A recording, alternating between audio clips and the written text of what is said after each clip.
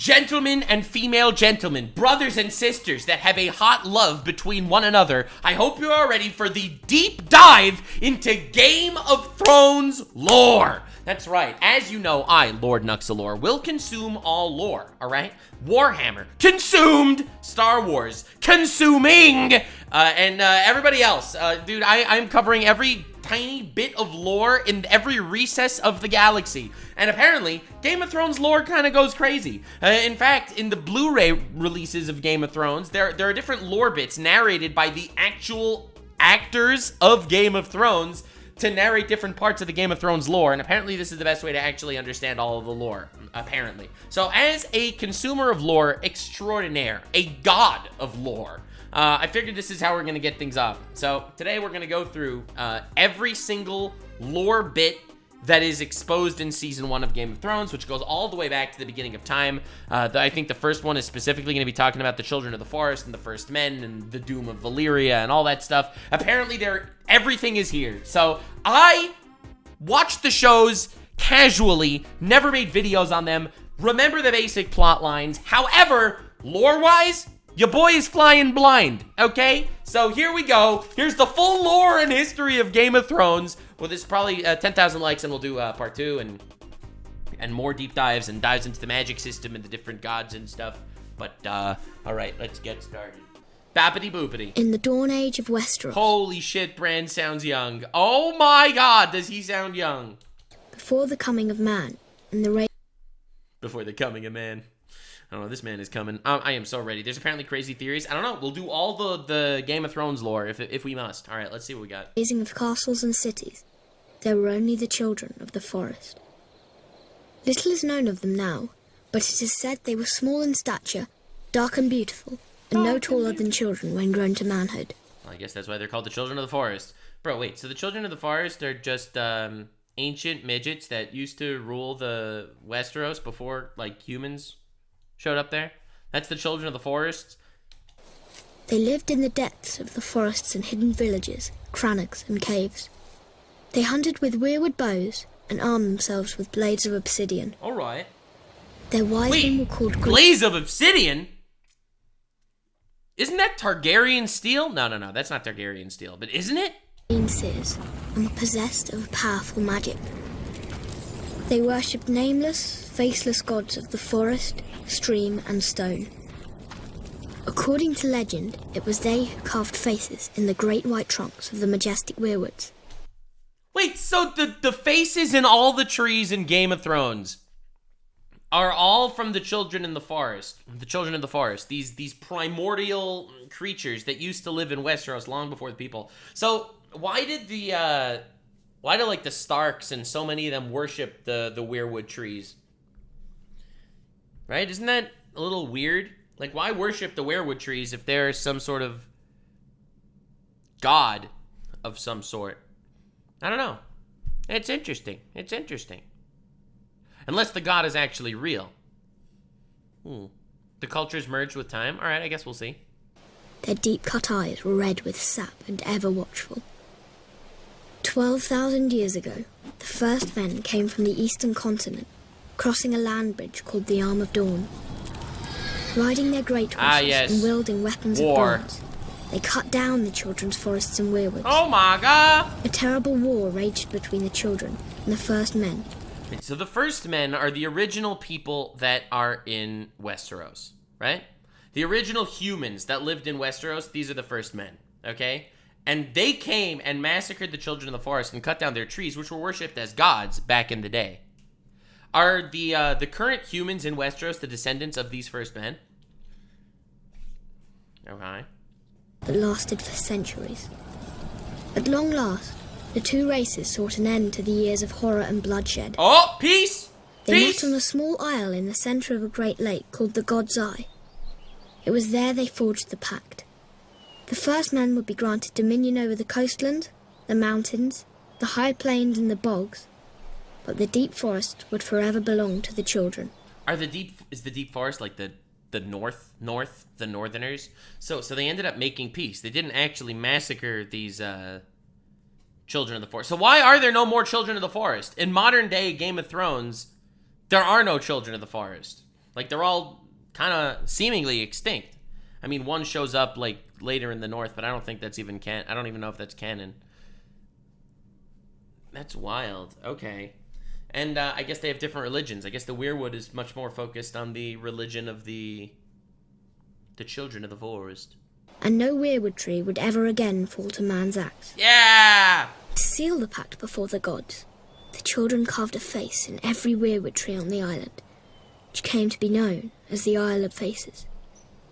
But the pact could not withstand the coming of the Andals, a race of tall, fair-haired warriors.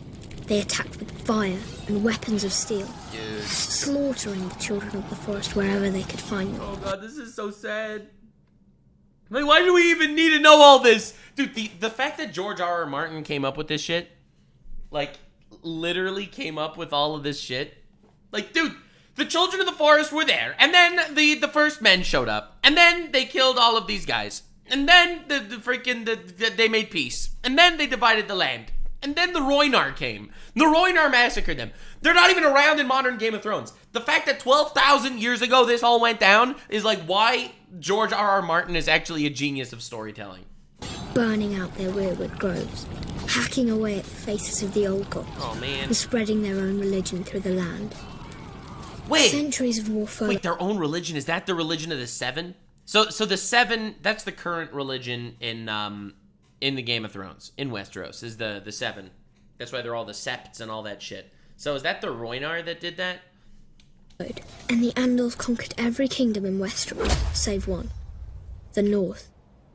The kings of winter were able to withstand the Andal invasion, and descendants of the first men dwell there to this day, and continue to worship the old gods. So that's the Starks. So the North was like really kind of a broken off country.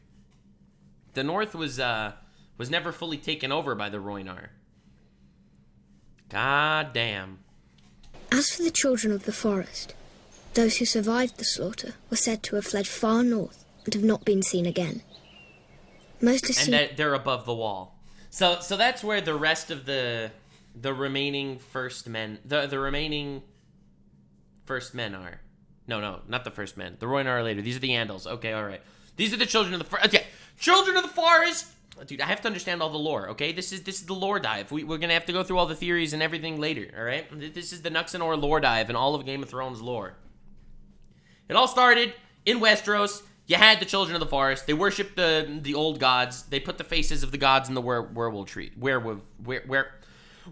trees. God damn! Then the Andals showed up.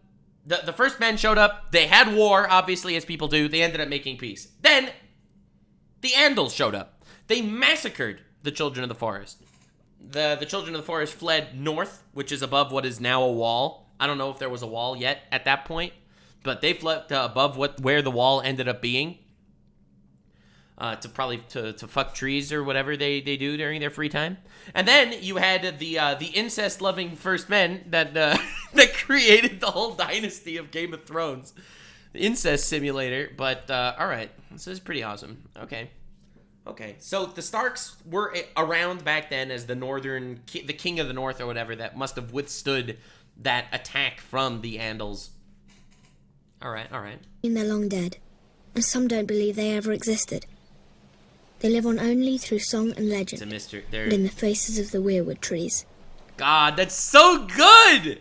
I love how, one thing I love about Game of Thrones is that it's not made clear at any point in the actual series if the gods are real. They're all worshiping gods, they're all worshiping different gods, they have overlapping religions and different religions, many-faced god and the god of death and the seven gods and the stranger comes for us all and the weirwood trees and the old gods. But there is no actual evidence that the gods are real. It is ultimately still a culture. They might be real in this universe, they might not be, but ultimately it is a culture. And that is so cool. God, I love that. I love how real it feels. The fact that you don't have actual evidence. Right now, the first men are a myth.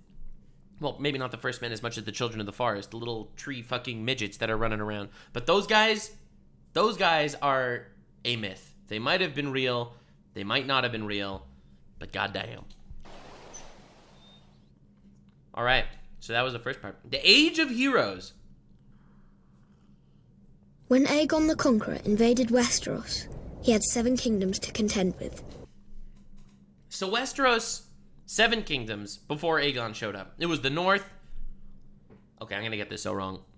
It was the North, owned by the Starks. It was the Lannisters, the Tyrells, Dorne, the Baratheons.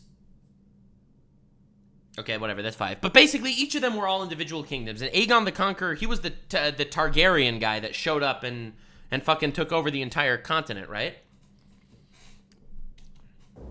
No Lannisters yet? All right, we'll see. The Kingdom of the North, the Kingdom of he explains it! Mountain in the Vale, the Iron Vale. Islands. The Vale is owned right now by the Arryns, right? The Iron Islands is owned by the fucking the sea guys, the guys out there that all drown each other for the drowned god. God, what's their name? The Greyjoys. Okay. The Rock. The Rock. That's Casterly Rock, right? So that's that's where the Lannisters end up. The Kingdom of the Reach. The Reach. Fuck's the Reach? What the fuck's the Reach? Okay, cool. The Stormlands. Stormlands is Baratheons, right? And Dorne. Dorne is the sand people. The sand people. I don't know. One day Anakin showed up to Dorne and fucking killed them all out. Oh, the Tyrells are the Reach. Okay, cool. Yeah, and then there's Dorne, which was wiped out by Anakin. Sand is coarse and rough, the sand people. These regions had been established by the First Men thousands of years before. So it is the First Men. They literally cucked out the children of the forest. They split the land, then the Andals showed up, and the children left, and they took over the whole continent. The Age of Heroes. One hero of this fabled age was Bran the Builder. Oh, shit. Bran raised the wall and built the stronghold of Winterfell. Wait, so the Bran in the story... Hold up. The Bran in the story of Game of Thrones is the great-great-great-great-grandson of the original Bran Stark. Bran the Builder. This guy that built the wall. How'd he build a wall? There had to be some magic shit involved, right? You can't... No human could build a wall like that. Establishing House Stark and reigning as the first king in the North. So King in the North was really... They were really separate. They were 7 separate kingdoms. Other legends tell of the Grey King in the Iron Islands. Grey King took a mermaid to wife and defeated Naga. Yeah! Mermaid to wife. Let's go, dude! This is so much better than incest. Holy shit. No, but what's interesting, again, is, like, a lot of this is history, right? Right now, Bran is telling us history. So, it could be right, it could be wrong, it could be myth, it could be exaggerated. I really like that idea. Did he take... was there a real mermaid? Who knows? He says so. The first sea dragon. House Greyjoy of Pike, the current rulers of the region, claim to descend from him. House Casterly ruled the gold-rich Westerlands from their mighty seat of Casterly Rock. But their lands and power were swindled from them by the legendary trickster, Lan the Clever. Lan the Clever. No way, that's the Lannisters. The Lannisters took over Casterly Rock by, like, scheming. God, the history of Westeros is so fucking cool. The noble house of Lannister is said to have descended from him. Wow, descended from a schemer. Of the Reach like father, like son, oh my god. were first ruled by House Gardener, whose founder, known as Garth Greenhand, wore a crown of flowers and vines. He ruled from Highgarden as the first king of the Reach, and was said to have made the land bloom. Many noble houses... I didn't even realize there was a king of the Reach. Why is a kid dubbing this? This is Bran's voice actor. Dude looks like Dionysus, true. But it's so interesting that, that's true. There were 7 completely separate kingdoms in Westeros. Aegon really united everyone when he conquered the fucking place. ...trace their bloodlines back to him, including the current lords of Highgarden, House Tyrell. In the Stormlands, a maidenhead to him, committing herself... She gave her maidenhood to him, god damn. And I bet you didn't even do what, what's-her-face Lucy did in Fallout. So, how's your sperm count, fine sir? And he was like, it is pretty good, I shoot quite thick ropes. And then they were wedded in holy matrimony. ...to a mortal life. Enraged, her parents called upon the winds and waters, destroying Darren's Bayside Keep. Oh shit. And wiping out his wedding guests. Damn. He angered the gods and he was wiped out. But again, this can be looked at in 2 ways. 1, the gods are real in the canon of Game of Thrones. And 2, This is just how we're attributing a natural disaster in history. This is just a historical fiction. Darren declared war on the gods and rebuilt his keep, Oh shit. which was also destroyed. Ah! 4 more castles he raised, each stronger than the last. And every castle this man makes is destroyed by the gods? Damn. All fell to the power of the gods. But Darren's 7th castle, Storm's End, withstood the gods' rage. Storm's End. It's still around, right? Isn't that the Baratheon castle? Darren became known as Darren Godsgrief and reigned as the first Storm King. Damn. There are countless other tales from the Age of Heroes, too many to count. These histories weren't recorded in a book, but passed down from generation to generation. That's a good sign. Oh yeah, oh yeah! Now, ladies and gentlemen, that is how you know that a story is 100% accurate. If it's not passed down in books and just passed down in stories, that's how you know that shit's real. Uh-huh. Mm-hmm. Uh-huh. But dude, it adds so much flavor. Because Storm's End, that castle in all of Game of Thrones, that is the strongest fortress in all of Game of Thrones. Even dragons couldn't take down Storm's End. And now you see why. It was literally a castle made to be strong enough to fight off the gods. Whether that's true or that's just a legend, man built the strongest fucking castle. And I absolutely love the way the world building works in Game of Thrones. Through story and song. And while some of them may be dismissed as fairy tales, every one of the 7 kingdoms is defined by them. That's awesome. And to this day, you know, the Tyrells still do plant shit, and the Storm's End are still in this fucking castle, and the Casterly Rock guys are still rich as shit, you know? It's awesome. It's really, really cool. Sounds like Monty Python building a castle in a swamp. Who knows? But that's how the history remembers it. Man built a castle to outlast the gods, and Bran gets called the builder? Bro, he put up a freaking wall, okay? Screw Storm's End Castle. He made a wall. Alright, so that's the Age of Heroes. This was the age after the first men, after the Children of the Forest were wiped out, either killed or ran to the far, far north, and all that goes down. Bran the Builder, can he tank it? Bran the Builder, yes he can. Alright, but anyway, so that's the Age of Heroes. An age with 7 kingdoms, each defined by different myths. I know where we're going next. Next we're going to the Aegon the Conqueror. Valyria and the Dragons. Yo! This is even before! This is before Aegon! This is where the Targaryens came from. They didn't come from Westeros, right? Viserys. East of Westeros lies the Smoking Sea. Who the hell's Viserys Targaryen? Oh, right, that's the brother that gets killed by the fucking Attila the Hun. Where no ship dares sail. Alright. There are those who swear it to be demon-haunted, and who's to say they're wrong? Ooh! For it was there, thousands of years ago, that a cataclysmic event occurred, destroying one of the great civilizations in history. The Doom. The precise details of their origins are lost to us. But it is said the Valyrians were once a modest community of shepherds. Sure!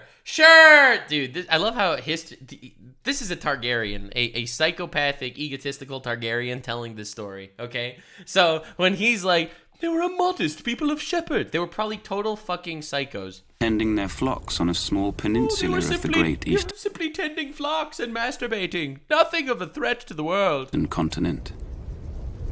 One fateful day, in a volcanic area known as the 14 Fires, oh shit, they made a shattering discovery. Dragons. They were Wait, this is how dragons were introduced to Valyrians.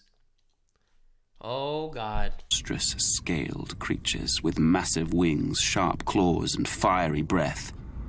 They were also said to have a deep-rooted connection to magic. I'm just saying, if I would meet Viserys Targaryen and I would hit him with a dragon these nuts down your face, I don't think he would ever forgive me. In time, the Valyrians were able to tame the beasts. Harnessing their immense power, they established a city of wonder, unlike any before or since. Yeah, dude, this is a technological advancement the likes of which the world has never seen. These giant fucking fire-blowing lizards, not just machines of war, but machines of progress. They became skilled at sorcery and metallurgy, creating uncommon weapons of spell-forged steel. Wielding these weapons astride their dragons, the Valyrians conquered the surrounding lands and... Valyrian steel in the history books is magic-imbued weapons?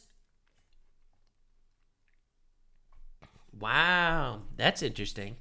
That's an interesting lore drop. Again, we don't know if this is true, right? This is history, ancient history. The fact that this is told as speculative modern historians, instead of telling you objective fact, it adds so much to the world. Like, God. Slowly expanded west. Uh-oh. At the time, the Giscari Empire dominated much of the great eastern continent and tried to stop Valyria's expansion. The Giscari legions attacked the Valyrians 5 times, but could never defeat them. They see the Valyrians start having these, like, little dragons, and they're like, oh shit, they have dragons. Let's fucking wipe them out immediately so we could retain our power in this world. But sir, that's a genocide. Did I stutter? Like, I don't know, man. That's crazy. You're like, oh, they're getting strong. Wipe the fuck out of them. Finally, the Valyrians marched on their capital. No shit, as they should. They were attacked 5 times, but, you know, couldn't wipe them out because they have dragons.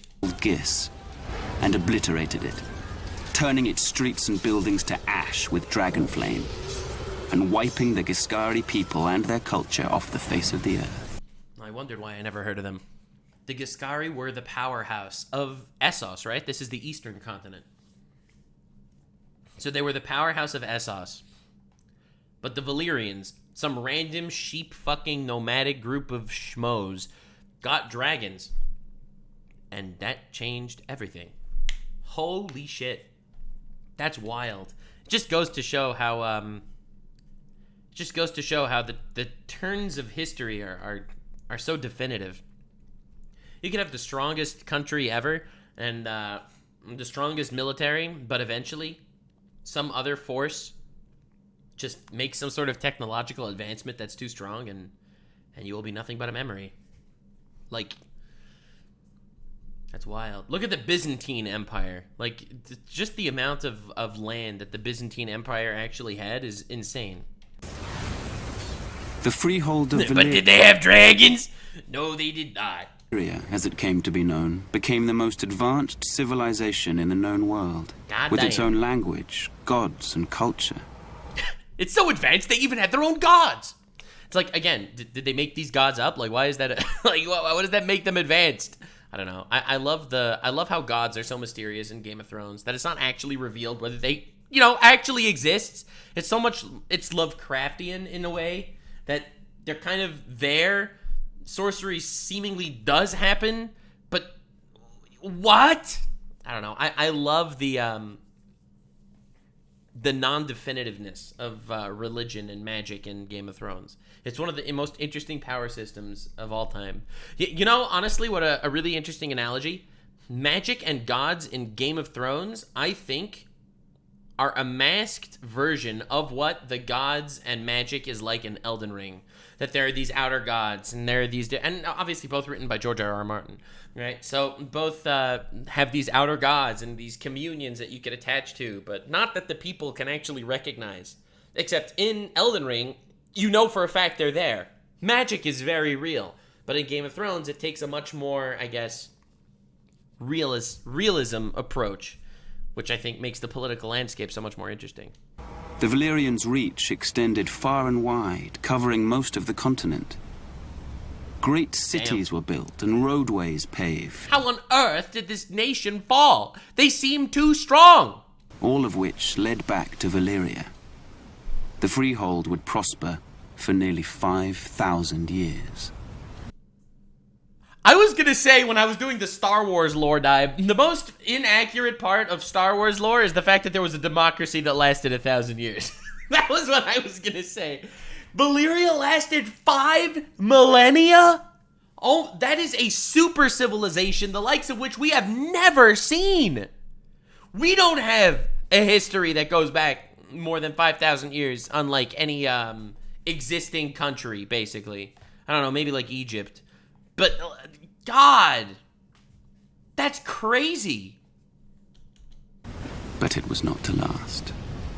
An event How on earth does something that lasts 5,000 years fall? that became known only as the Doom laid waste to the Valyrians, their capital city, and its surrounding lands. The peninsula itself was shattered, becoming what is now the Smoking Sea. Every dragon was thought to be lost, as were the Valyrian spells, knowledge, and recorded history. Thus, the mighty empire collapsed. It's crazy. 5,000 years, but ultimately, nihilism. Doesn't matter what you did. They got fucking obliterated. We don't know what the Doom was, right? Whether it was a volcano or an asteroid or a meteor or some shit. Like, we don't actually have any idea. God. It's crazy to think this is a super civilization. And it was just, in a second, in an instant, it was just wiped out. It's just a piece of history now. What caused this cataclysm? Oh, shit. Did they say? No one knows for God certain. damn it! Some say it was a volcanic eruption. Others say the Valyrians' own sorcery got the better of them. In any event, the Doom's devastation of the Valyrian people was total, with the exception of a small rocky island in the narrow sea. Ooh. Dragonstone. Wait, is it Dragonstone part of Westeros? There's a Dragonstone in the Valyrian Sea as well? Damn. Got a couple people survived. For it was there that the Targaryens, the last of old Valyria, dwelled. Oh, I didn't know that. I had no idea. So the Targaryens are one house that lived in Valyria. All of Valyria seemed to control dragons.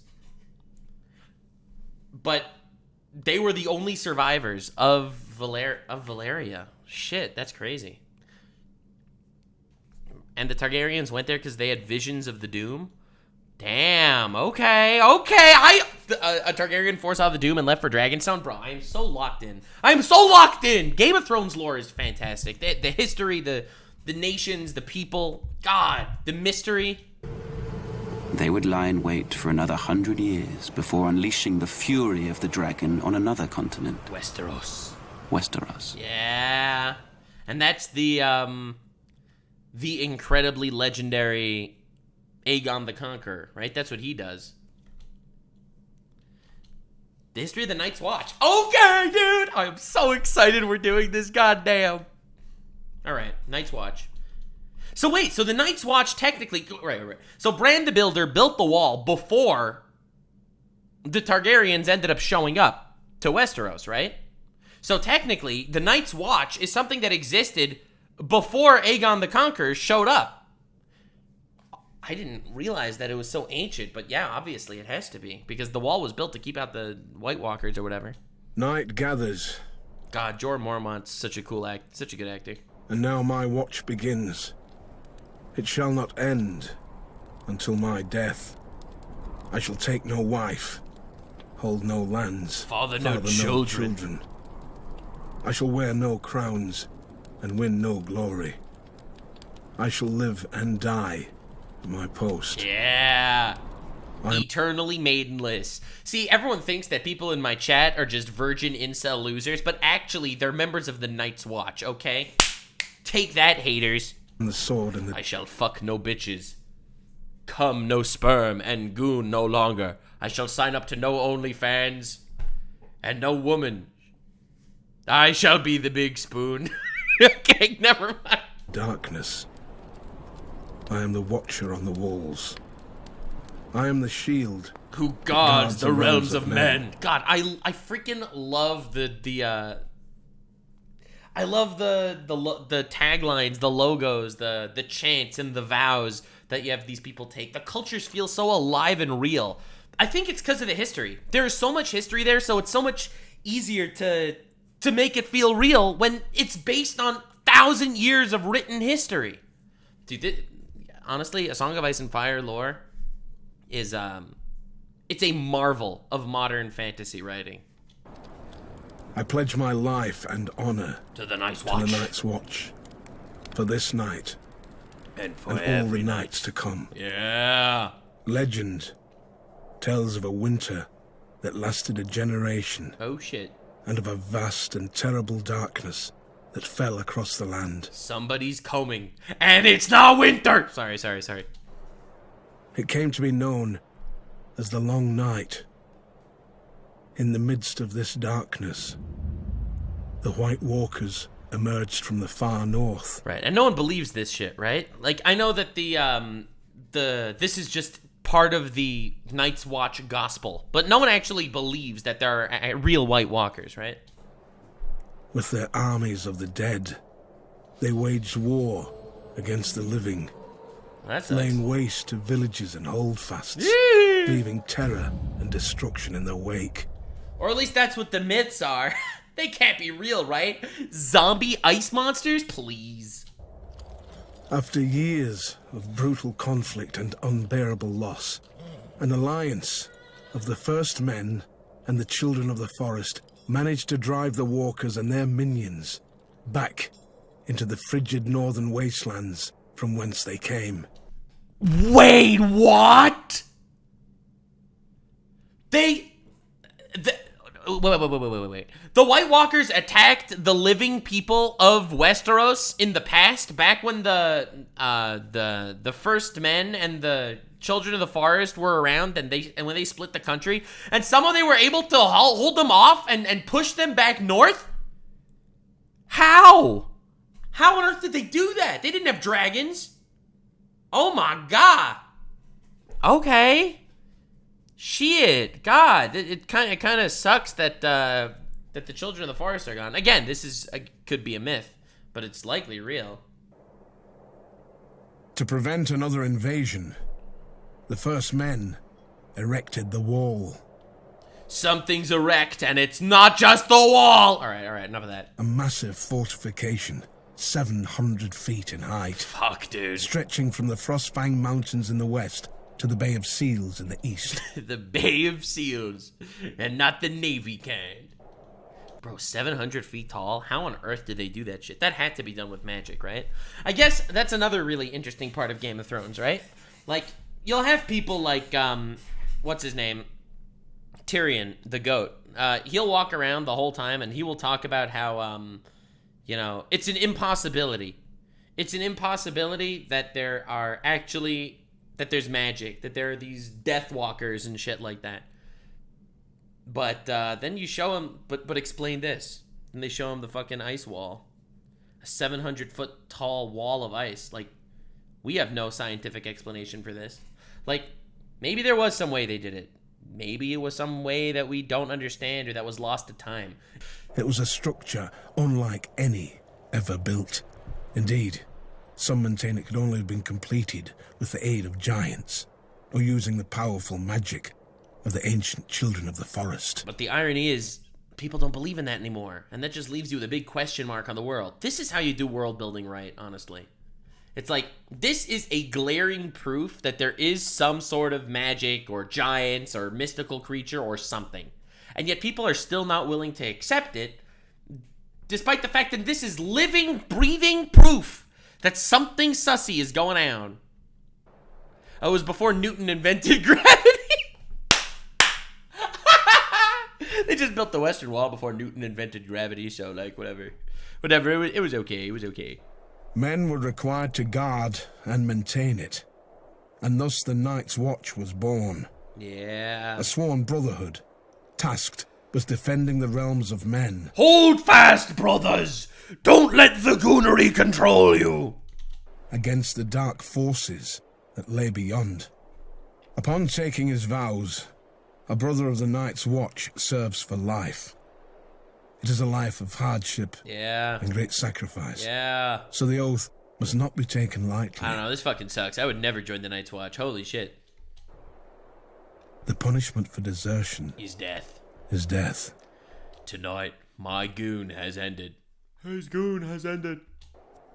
The Night's Watch is divided into 3 vital branches. The Gooners. The Rangers, the Builders, and the Stewards. Rangers, they're the guys that travel. The Builders are the guys that maintain the wall. And the Stewards are just like the helping guys. Alright, cool. While all Black Brothers are expected to take up steel. Black Brothers. It sounds so weird. It is the Black Brothers. They have come together. Should the need arise, the Rangers are the true warriors of the Watch. Yep. Centuries come and gone, and although the White Walkers have yet to return, another threat has emerged. The Wildlings. Barbarian tribes known as Wildlings. The Rangers are charged with defending the realm against these lawless savages. The builders are carpenters, masons, miners, and woodsmen, tasked with maintaining the wall, as well as its various keeps, towers, and structures, which have fallen into disrepair over the years. I mean, obviously, everything falls in disrepair eventually, especially in the icy weather and shit. Listen, I've lived in Montreal for enough years to know that our modern architecture falls apart in a good-ass snow, you know? Like, this is just good shit. This is just very basic shit that you would need stewards to be constantly on watch to build the towers and stuff. But obviously, they're not repairing the wall. They can't do anything to the wall. The wall just reigns supreme, you know? Damn. The Wildlings, known for their barbaric manners and rather nice-looking redheads, have been a major threat to the realm and the brothers. Sometimes their swords are a little sharper, pointier, longer, and harder than they remember. The stewards serve as cooks, Nice. butchers, Yeah. and hunters. Yeah. They tend to the horses and messenger ravens, Based. sew clothing, gather firewood, and bring supplies up from the south. Yes, brothers. The Night's Watch is a diverse group. Disney, get on this shit now! Now this is diversity, ladies and gentlemen. All of you hating on Disney for all that shit, but nah. My goat, George R.R. Martin, he's been here first. Proud volunteers from noble houses stand. Proud volunteers, noble houses. Aren't they all like rapists and murderers that instead of being sentenced to death get shipped off to the wall for their life?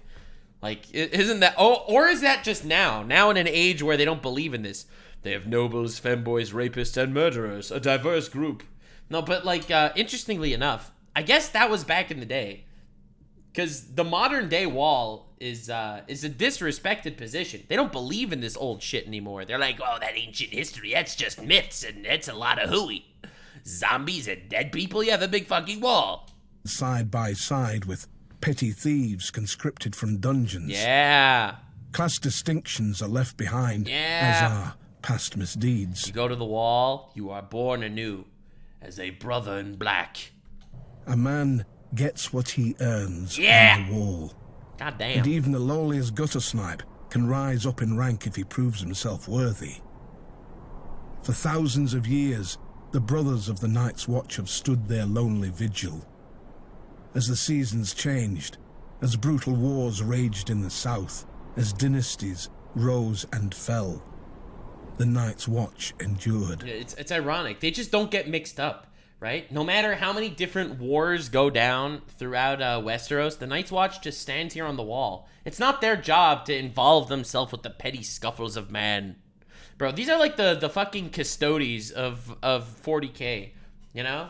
Like, people that have always been just vigilant for the last 10,000 years watching the Emperor. And that's what they do. That is their one job. We are the swords in the darkness. Yeah, we are the Watchers of the Wall. We are the Watchers on the wall. Yeah! We are the shields Of the realms that guard the realms of men. Dude, it's such a fucking iconic, such an iconic position, right? The idea that there is such a horrifying force that you need a garrison of people, no matter what, where nobility doesn't matter because you are doing something greater than yourself. It's so noble and beautiful, but also no bitches. There is no final season of Game of Thrones. Joining the Night's Watch, or taking the black, is a Taking the black.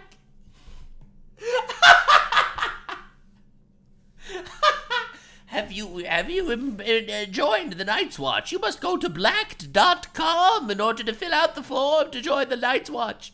Oh, so many people take the black. This is so wrong.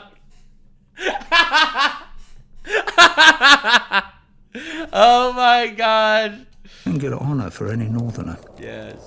For it was in the north, some 8,000 years ago, that the first man drove back the White Walkers. Wait, so the 8,000 years ago, this is ancient history. Bro, like, that's why so many people think it's myth. Like, come on, dude. We don't have recorded history for 8,000 years. You know? Wall and established the Sworn Brotherhood. How old is our oldest recorded history? How old is recorded history? Human history, yes. 5,000 years. That's what I'm saying. Our oldest recorded history is 5,000 years old. It's just some sort of tradition that people are going to think is a lot of hooey. Guard the realm and its people from the dangers beyond. Regrettably, the Night's Watch no longer commands the widespread respect and admiration it once did. Yup. While House Stark and other houses in the northern regions continue to recognize its vital importance to the safety and stability of the realm. I love how he says vital importance for the safety and stability. Meanwhile, they literally didn't need to do anything for like 8,000 years. It's like, our vital importance. And they're just standing there. I mean, I totally understand all the other kingdoms that don't actually think they're that important. This view is not shared by the powerful houses of the southern kingdoms. God, I love the narration in this video. Like, this is some actual goated lore videos that the different characters in the story are telling you pieces of history, right? So obviously they will all be biased towards their own historical understandings and beliefs. Or their subjects. Most regard the Watch as a misguided, obsolete order made up of useless outcasts. Yeah. Admittedly, the current Night's Watch is a shadow of its former glory. Right, aren't there only like 3 castles that are still operational on the wall? Their numbers have dwindled to less than 1,000. Of the 19 castles along the wall, only 3 are functional. Oh, God. The Shadow Tower, Castle Black, and East Watch by the Sea. And the Watch's mandate of adding to the wall has been abandoned entirely. There are barely enough resources to maintain it.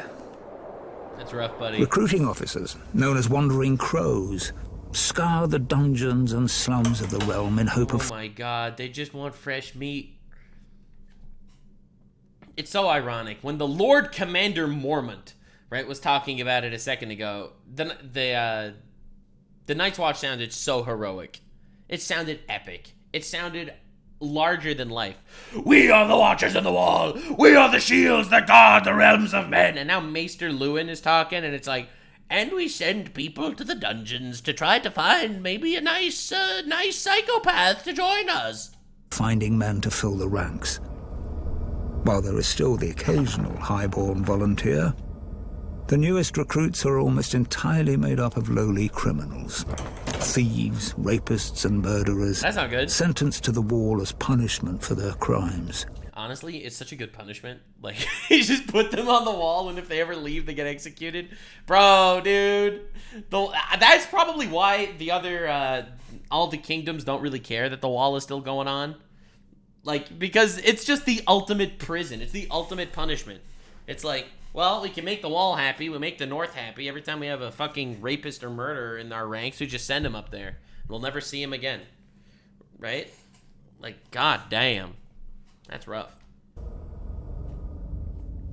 The decline of this once fabled order is troubling, as the danger it guards against is all too real. Right? Because this is Maester Luwin talking, right? So he's like, yeah, the danger is all too real. And meanwhile, you have the people in the south, they're like, yeah, all right, dude, you're scared of barbarians? White Walkers haven't been seen or heard from in ages, and may very well be the stuff of myth.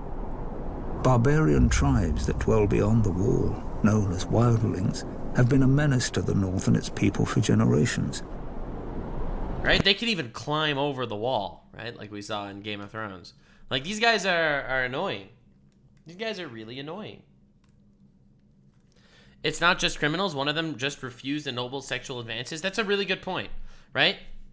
There was someone ended up on the wall because, you know, some noble wanted to sexually assault them. They refused, and the noble was like, okay, sending you to the wall, or I will kill you. And that's how they ended up on the wall. Well, obviously, corruption is corruption is corruption. Corruption is the oldest fucking reality of the world.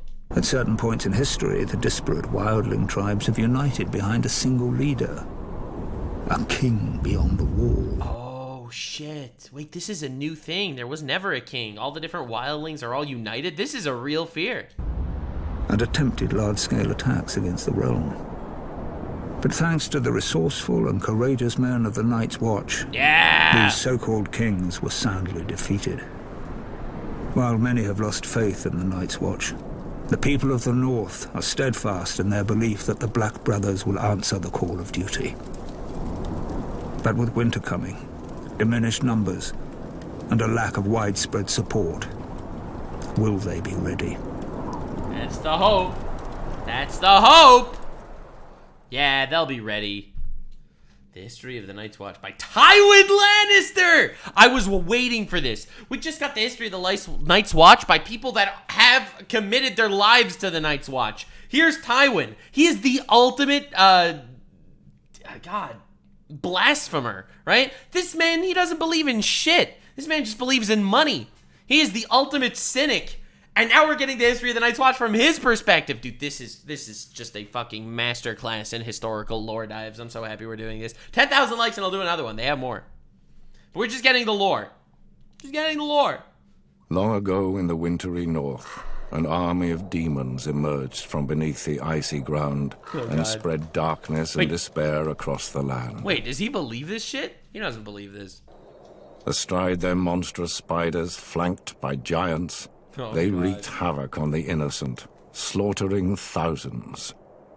All hope was lost until the fearless warriors of the first Night's Watch drove them back into the wintry mountains and built a magic wall to keep them from ever invading again. Like, you hear him saying it. He's saying it like it's a fairy tale. The glorious brothers of the Night's Watch, a magic wall. These stalwart brothers in black continue to protect us even to this day from the evils that lurk in the shadows. An absurd lie. There it is, baby! God, I love it so much. A fairy tale spun by many a wet nurse in the north. To be sure, a giant wall does exist. A triumph of engineering, perhaps, but not of magic. That's exactly what I'm saying. It exists. It's a big question mark on history. But Tywin Lannister, it's an engineering marvel or something, probably. It was before Newton invented gravity, okay? It was before God put in the 1.2 patch notes. As for the Night's Watch, there may have been a time centuries ago when there was prestige and honor in the miserable monastic life of a Black Brother. But now, the wall has become a glorified penal colony, full of outcasts, criminals, and assorted ne'er-do-wells. Bro, dude, I love the two perspectives, right? It's like the previous perspective was they have taken criminals and they have given them a noble position as a protector of man. And he's like, this is a penal colony. Day, a typical man of the Night's Watch. It's cold Australia with even smaller spiders. Which most likely started out a lowly beggar, or a rapist, or a village idiot.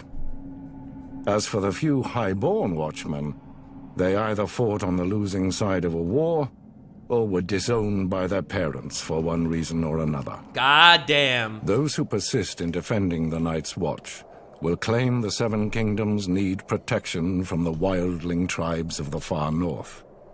But there's little to fear from those primitives. They're a nuisance, but not sophisticated or powerful enough to be a significant threat to the realm. God damn, listen to the way he describes it. Like, this is the ultimate two perspectives of almost anything.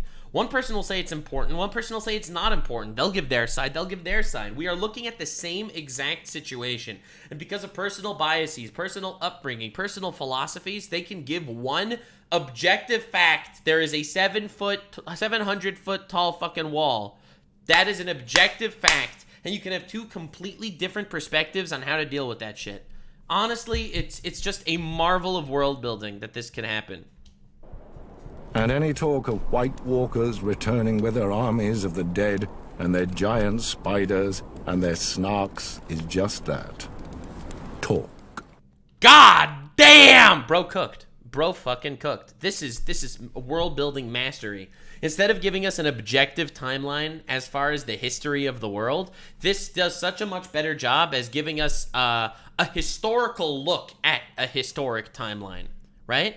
Like, this is a modern day perspective into what happened in the past, right? Not everything will be 100% accurate. Not everything will be real. There will be different perspectives. And, God, I love this. The old gods and the new. All right, God lore. Let's do it. This is still all from before the Targaryens showed up in Westeros, by the way. 7 kingdoms of Westeros. The dominant religion is the faith of the Seven. Yeah. First brought to its shores by the Andals some 6,000 years ago. Oh shit! So the Andals brought the faith of the Seven, and the Andals apparently came after, right? Right. This is fitting in the timeline perfectly. So 10,000 years ago, the children of the forest lived there. 8,000 years ago, we know that the first men lived there, and at that point have made some sort of alliance with the children of the forest and split the country. That's when they fought off the White Walkers the first time. They built the fucking wall. The Starks were around. There was a king in the north and all that shit. Another 2,000 years later, the Andals showed up and pushed out the children of the forest, who are now either in the far north or they are just historical fiction. And they introduced the religion of the Seven, which is the current dominating religion of Westeros. God, I love the way this has been developing. It's beautiful. It's like actually insane. But there are some who still keep to the old way, worshipping the faceless gods of the children of the forest and the first men. The old gods are countless, nameless spirits of nature. In ancient times, the children of the forest carved faces in the trunks of the weirwood trees, which became sacred symbols of their faith. In time, the first men adopted the children's gods as their own. Most castles at that time contained a godswood with a weirwood or heart tree at its centre. Right? Like Winterfell has one too. Meanwhile, across the narrow sea, a new religion was born in the hills of Andalos. But that's the Seven? According to legend, the god of Seven revealed itself to the Andals. I love how she says according to legend, because this is not a fact. This is a revelation that some holy man got in Andalos, okay? We don't know if it's real, but this is the history. And the invasion of Westeros followed soon after. Yikes. The Andals sailed... There's always some sort of revelation of a god, and right after that, war. Across the sea on ships armed with weapons of steel. Some warriors carved a 7-pointed star into their skin as a symbol of their new faith. The invaders destroyed most of the weirwoods in the southern lands, slaughtered the children of the forest wherever they could find them. We've already covered this and pushed the rest of them up north. And conquered every kingdom of the first men, save the north. Wait, so that's why the north is still worshipping the weirwoods? Because the Andals never conquered them. They are still the descendants of the first men. Whereas the other ones, they don't believe in the weirwoods. They believe in the Seven because they are the descendants of the Andals. God, it all fits so well. God, I love the history here. The Andals roll in. Purge the heretics!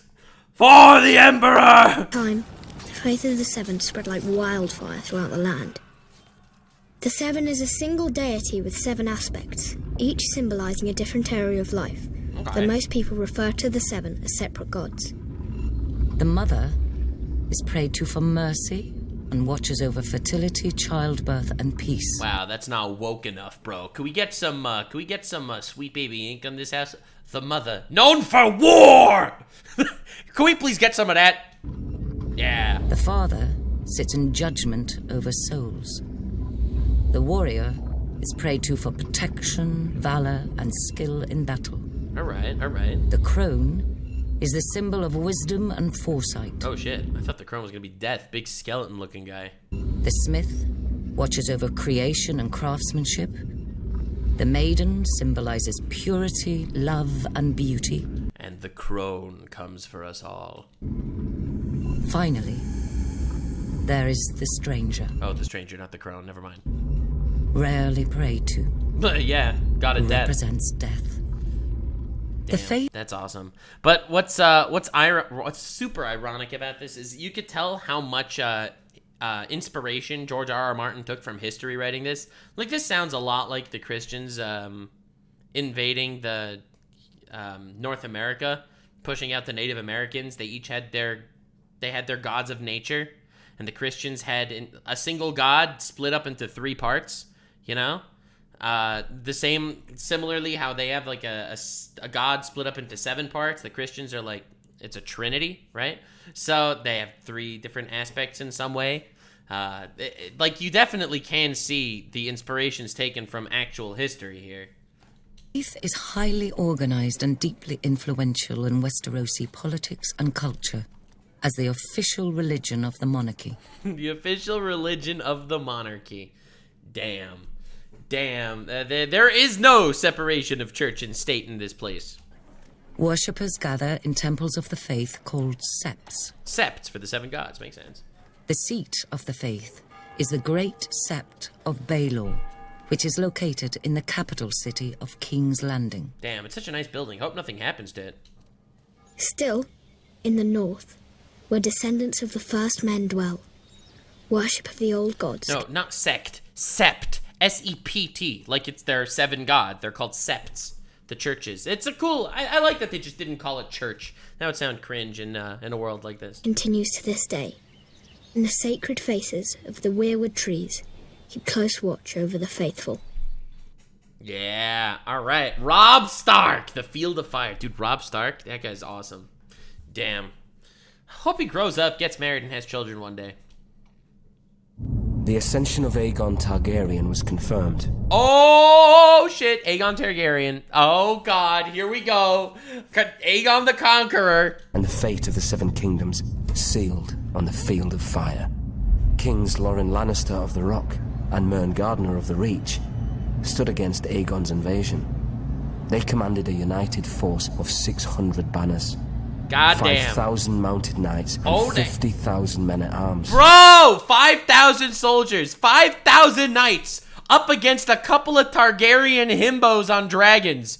But it doesn't matter. It doesn't matter. The Field of Fire was badass. God damn. It's crazy to think how the superior firepower just completely took over. It's like, I have a military of 1 million soldiers. And then the other guy's like, yes, but I have nuclear weaponry. And it's like, well, fuck that. Aegon's host was vastly outnumbered, and when the army of the 2 kings charged, the invaders turned heel and ran. Wait, what? But Andal Might was no match for Dragonflame. Oh, yeah, right. The army ran away, the dragons rolled in. Bro, dude. It's like, we have 10 Jedi. I have a Death Star. You know, that's like, it's insane. That's the ultimate difference in power here. When Aegon unleashed all 3 of his dragons, 4,000 souls were horrendously burned alive on the battlefield. Holy shit. 3 dragons. Entire army decimated. God damn. We have a Hulk. Mern among them. Realizing all hope was lost, King Loren surrendered. The Starks of Winterfell had no intention of submitting to Targaryen rule. No one did. They had reigned as kings in the north since the days of the First Men, and were determined to resist the Targaryen invaders. Dude, they've remained kings in the north from before even the Andals. They have been there as kings for 8,000 years. Just as they had resisted the Andals thousands of years before, King Torrhen Stark led his army to the Red Fork just east of Riverrun, hoping to succeed where Lorne and Mern had failed. But when Torrhen saw the size of Aegon's now mighty host, along with his monstrous dragons, he knew he couldn't subject his followers to the horror of another Field of Fire. Based! He bent the knee and swore fealty to Aegon. That's a king! Who allowed the Starks to maintain their lordship over the region as Lords Paramount and Wardens of the North. That is a king! And that's why there's a Warden of the North title, because he swore fealty to the Targaryens. And the Targaryens didn't want the fucking North. It's like, okay, Targaryens, congratulations, you won. Now, there's a 700-foot tall wall. You have to start taking care of it. Without question, Torrhen Stark saved thousands of lives that day. God damn, that's a good leader. It's like, and then you have some people that say, no, we should have fought with honor. Bro, honor is a lie made up by people to get other people to commit their lives to a cause that they don't believe in. That's what honor is. And God, this is real dignity. He was ever after known as the King Who Knelt.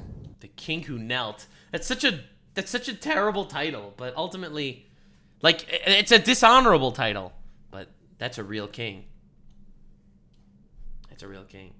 The Field of Fire. All right. So now we got that was the Westerosi explanation for what happened when the dragons wiped out 2 full armies in 1 second. Now we're getting the Targaryen perspective.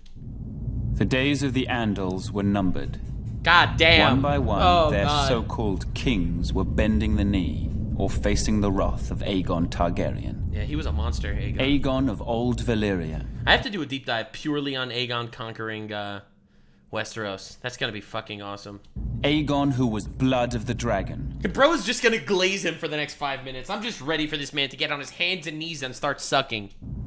After defeating the Iron Men at Harrenhal and slaying the last of the Storm Kings, Aegon and his sisters, Rhaenys and Visenya, set their sights on other prizes. The gold mines of the Rock and the fertile lands of the Reach. King Loren Lannister of the Rock and King Mern Gardener of the Reach foolishly thought their combined armies could beat back the Targaryen host. Dude, it's crazy. When we were just talking about this from the perspective of Westeros, it's like, 2 great kings gathered 5,000 horsemen, 5,000 soldiers, 50,000 men, you know, like looking at, they put together an army greater than anyone's ever seen on Westeros. Like, that's when we got the previous perspective. But now we get the glazing Targaryen historical description of the absolute horror of a force coming from afar and taking over an entire goddamn country. They rode forth together, their proud banners flapping in the wind. Oh, God. And faced off against Aegon in a vast golden field of wheat. Fire. Oh, the 2 kings commanded a massive force of nearly 60,000. Yep. And it appeared the day was theirs. Until Aegon unleashed all 3 of his dragons for the first and only time. And it was over. Bye. Each beast was named after the Valyrian gods of Aegon's forefathers. Dude, how good is that, though? Bro! The fact that we're getting the dragons' names matter, right? They matter to a Targaryen. They don't matter to, I don't know. They don't matter to Robb Stark or whoever narrated earlier. But for him, this is like his legacy, right? The Targaryens viewed themselves as greater, as being in tune with the dragons, as the old Valyrians. Like, they viewed themselves as worthy conquerors. Visenya rode Vhagar, whose fiery breath... Oh shit, is that the same Vhagar that's around in House of the Dragon? Is that the same Vhagar? Because if so, that's an old-ass dragon. Yup. Because it's big, right? Isn't Vhagar like one of the biggest ones?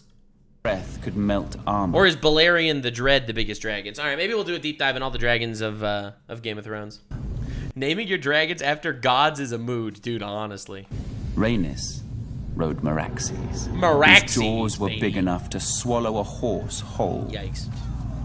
Is this Balerion the Dread? Greatest of all was Balerion the Black Dread. Fuck, dude. With fire dark as night. Dude! So huge, whole towns were covered in shadow when he flew overhead. Bro, what a monster! This magnificent creature was ridden by Aegon himself. Now, the irony, something I absolutely love about Elden Ring lore is in the DLC, they introduced a new dragon, Bale the Dread. Please, you're gonna tell me that Bale the Dread is not based on Balerion the Dread? Like, come on, it's the same guy. Big freaking dragon, just absolutely massive black dragon, you know? So, like, come on, bro. And you know what else is funnier? There's this one whole quest line. This one massive quest line. You know who teams up with you to fight? Yeah, I can't find him. Bale, Elden Ring. You know who's on your side during that entire quest? Let me see if I can find him. Aegon! Aegon is your ally. It's you and Aegon versus Bale the Dread. And in Game of Thrones, Aegon the Conqueror rides Balerion the Dread. Bro, this is more than a reference, dude. That's crazy. Like, and to think that George R.R. Martin actually wrote both of them, right? Both the lore of Game of Thrones and the lore of Elden Ring. Like, this is not a coincidence. No way.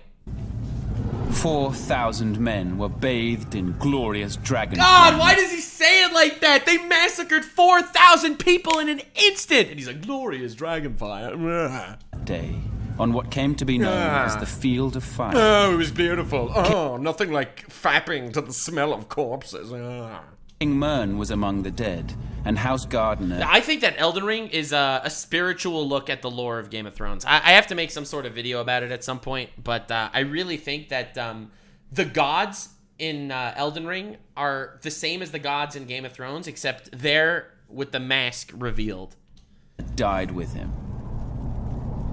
His stewards, the Tyrells, surrendered his ancestral stronghold of High Garden to Aegon. No shit. They wiped out 4,000 men in an instance. God, I love the different perspective of the same battle. It just goes to show you how history is written, you know? And both have incest. That's right. If you like incest, ladies and gentlemen, and you like Game of Thrones, Elden Ring is for you. And I just did a lore dive on Elden Ring lore over the last couple of weeks. Appointed Lords Paramount of the Reach and Wardens of the South. When Loren Lannister witnessed Mern's fate, he wisely bent the knee. No shit. Aegon spared Loren's life, and the Lannisters were made Lords Paramount of the Westerlands and Wardens of the West. Dude, that's awesome, bro. It's like, he was a king, and they were like, you know what? Since you're a king that swore fealty to me, I will give you the title of Lord. He strolled into the country with 3 dragons, literally reverse jumped an entire nation, and took all the kings that worshipped him and made them lords instead under him. Bro, what an actual goat. Aegon the Conqueror, holy shit. After his triumph on the Field of Fire, Aegon's conquest was assured.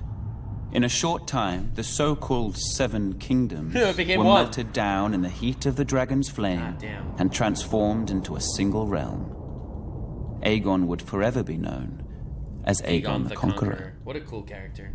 God damn. All right, the Order of Maesters. In the far southwest of Westeros, at the mouth of the river Honeywine, lies the great stone city of Old Town. It is home to the Citadel, where men and boys from throughout the kingdoms come to receive their training as Maesters. Men and boys? Wow. Could we get some Sweet Baby Ink representation? There have always been female custodies. Maesters play an integral role in Westeros. The Maesters are the big secret players in the lore. I don't remember them actually doing anything. I know that they're basically the doctors and wise people, but they don't actually do much, do they? Society, serving as scholars, healers, and advisors to the nobility of the 7 kingdoms.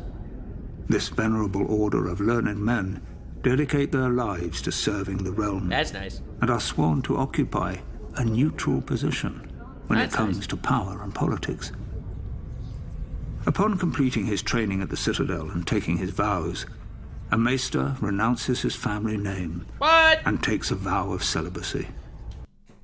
Bro, there's too much celibacy in this show. Anyone that gets anywhere, it's like, all right. So you could either be a peasant loser, or you could maybe even get glory. But vow of celibacy. The toad. He is assigned to a castle or keep, and duty-bound to serve as its counselor and healer, even if control of the castle... No, I got a comment asking me, like, Nux, if you could choose one of these two, which would you pick? $15 million or never have sex again? Obviously... No, $15 million and never have sex again, or neither. And I would definitely pick the latter. Like, ain't no way $15 million is worth that. Castle changes hands, and Maester's allegiance is to the realm, not to any one family. Yeah. His badge of office is a great chain, forged from links of different metals, which he wears around his neck. It is a reminder of his role as a servant of the realm, and is never to be removed. A Maester forges... But they never remove the chains? Do they take a shower in the chains? They fucking bathe in that shit? His chain with study.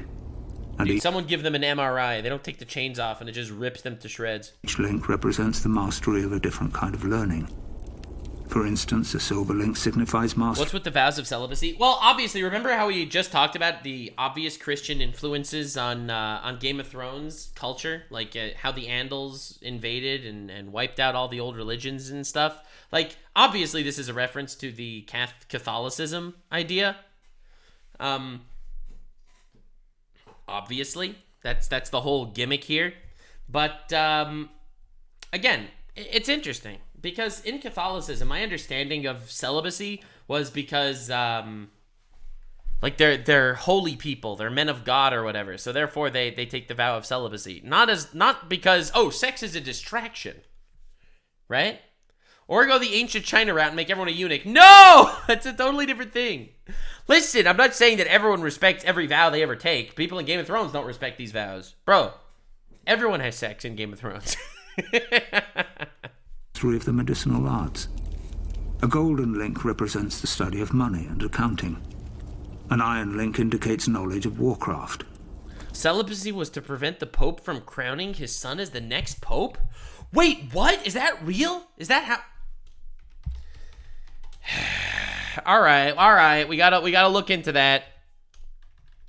Catholic celibacy history. All right, we gotta know. Okay, all right. Fuck, man. Wow, now I'm curious. When did the Roman Catholic Church begin to require celibacy for a man to become a priest? All right. By itself, a decision to remain single could be many different things. Blah, blah, blah, blah, blah, blah. Okay, in Matthew, Jesus prays to celibacy. All right, sure. Various reasons. Cultic purity.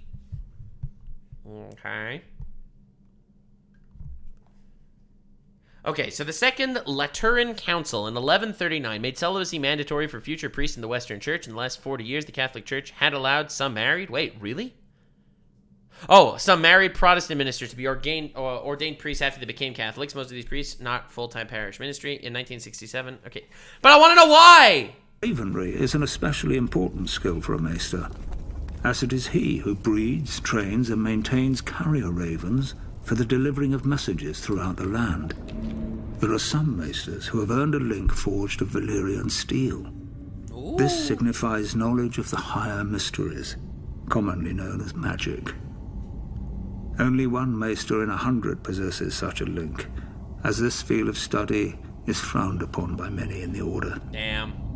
It is possible magic may have existed for a time long ago. Interesting. But I love how, again, magic is another thing that people wonder. I don't know. Either it's real and lost to history, or magic is a myth and it never actually existed. But for some reason, the Maesters aren't allowed to look into this stuff, which is super weird. You'd think that all knowledge is good knowledge. All Maesters want to do magic. Most consider the higher mysteries to be long gone from this world. Service as a Maester. I don't know. The Maesters are against magic in the story and fight it. I mean, again, the obvious parallel to Christianity is obvious, right? Like, all magic is considered heretical. I get it. I definitely see the overlap here and the inspiration taken. Is a noble cause. The difference is, in Christianity, magic is recognized as something very real, whereas, according to the Maesters, it's mysterious whether it's real or not. One of vital importance to a prosperous realm. It is little wonder there are some who refer to the Order as more like science ending the belief in mysticism. I think science ending the belief in mysticism is very different than the idea of Christianity saying that magic is evil. I think that these are very, very different ideas. I think science ends belief in mysticism because you no longer need mysticism to explain certain things that science does actually explain. That's why science ended mysticism. I don't think it was a law like it was in Christian times that, or whatever, or, burning witches at the stake or whatever. Like that had nothing to do with science.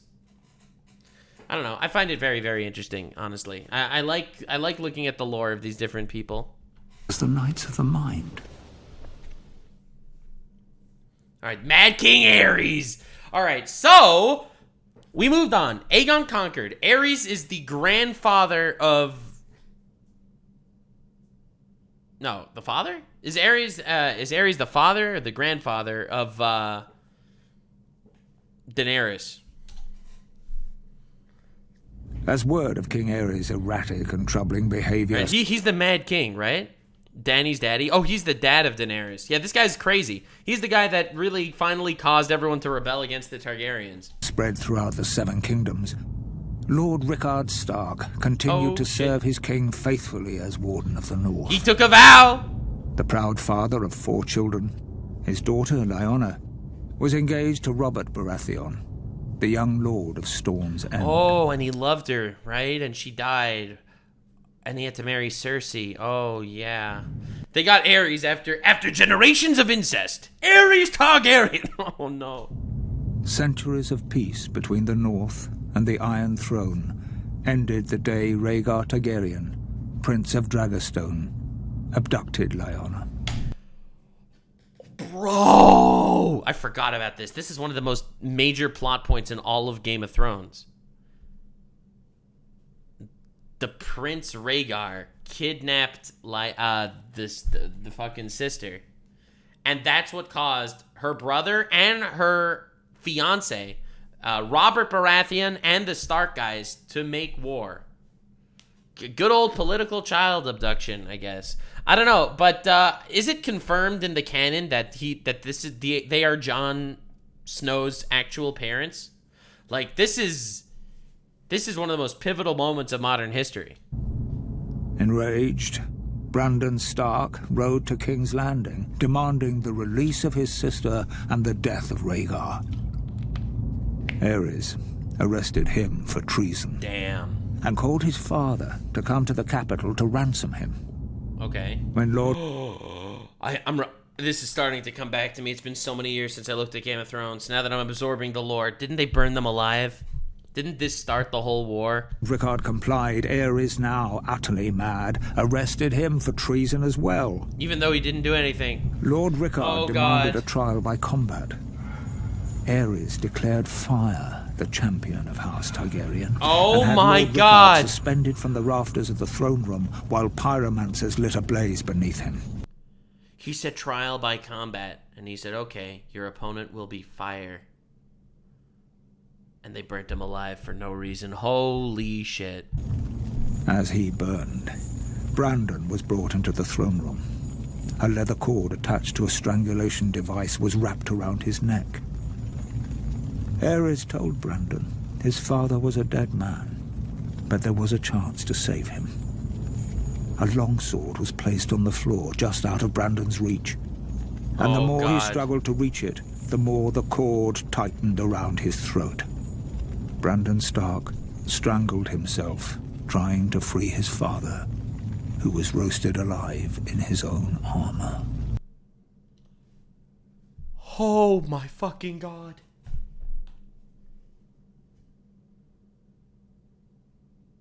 This didn't actually happen on screen. This is just like a story, right? Oh, God. Oh, my God. I didn't realize it was that brutal. Dude, that's fucked up. Bro. This is like, I have no mouth and I must scream on crack. The entire court stood and watched this atrocity take place. Fuck, man. Sir Jaime Lannister and the Kingsguard among them. The mad... And he ends up killing him, right? King was reported to have laughed hysterically as these two noble men were... In the books, there's a Jaime POV where it's described. Oh my God, that's insane. That is so dark. Tortured and brutally killed before him.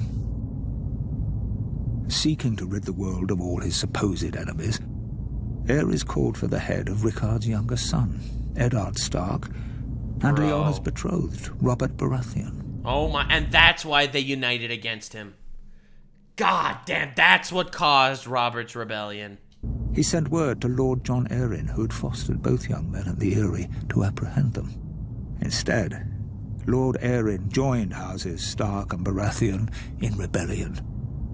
Robert vowed to kill Rhaegar Targaryen and get his beloved Lyanna back. Dude, that was crazy. Oh my God. Mad King Aerys by Robert Baratheon. Right, so right now we got the story from Maester Luwin. Maesters are relatively... Maester Luwin was his brother, right? Maester Luwin was a Targaryen before he became a Maester and went to Castle Black. He was a Targaryen. So this is him describing his brother's madness. Now we're going to get Robert's perspective, which is probably completely off the walls. Right? Robert's betrothed was kidnapped and raped by his son. Aerys Targaryen was the last of his name. No, you mean Aemond? Oh, that's Maester Aemond. So who's Maester Luwin? Is Maester Luwin the guy in the capital? He's a Maester. Whatever. The point is he's neutral. That's the idea. To sit on the Iron Throne. Known far and wide as the Mad... Luwin was in Winterfell. The Maester of Winterfell. All right. But again, someone that's... he's a Maester. He's relatively neutral. He's the Stark Maester. Got it. King. His was a reign of instability and terror. Oh, God. And he didn't cut his fingernails either. Holy shit. The Seven Kingdoms are well rid of him and his kind. Yeah. And his kind, right. They wiped out every Targaryen. Holy shit. Have appeared to be a capable ruler at first. But that was due in no small part to his counselors, led by the hand of the king, Tywin Lannister. Bruh. There may have been years of peace and prosperity during Aerys' reign, but it was Tywin who was really running the country, as Aerys spiraled further and further into insanity. Bruh. The dragon spawn were famous for losing their minds. I wonder if incest will do that.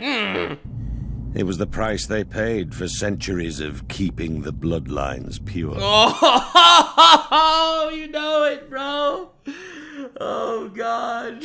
Keeping the bloodlines pure. And Aerys more than happily continued the noble sister-fucking tradition of his forefathers. Oh, shit. Oh, As God. the years passed, Aerys' behavior became increasingly erratic.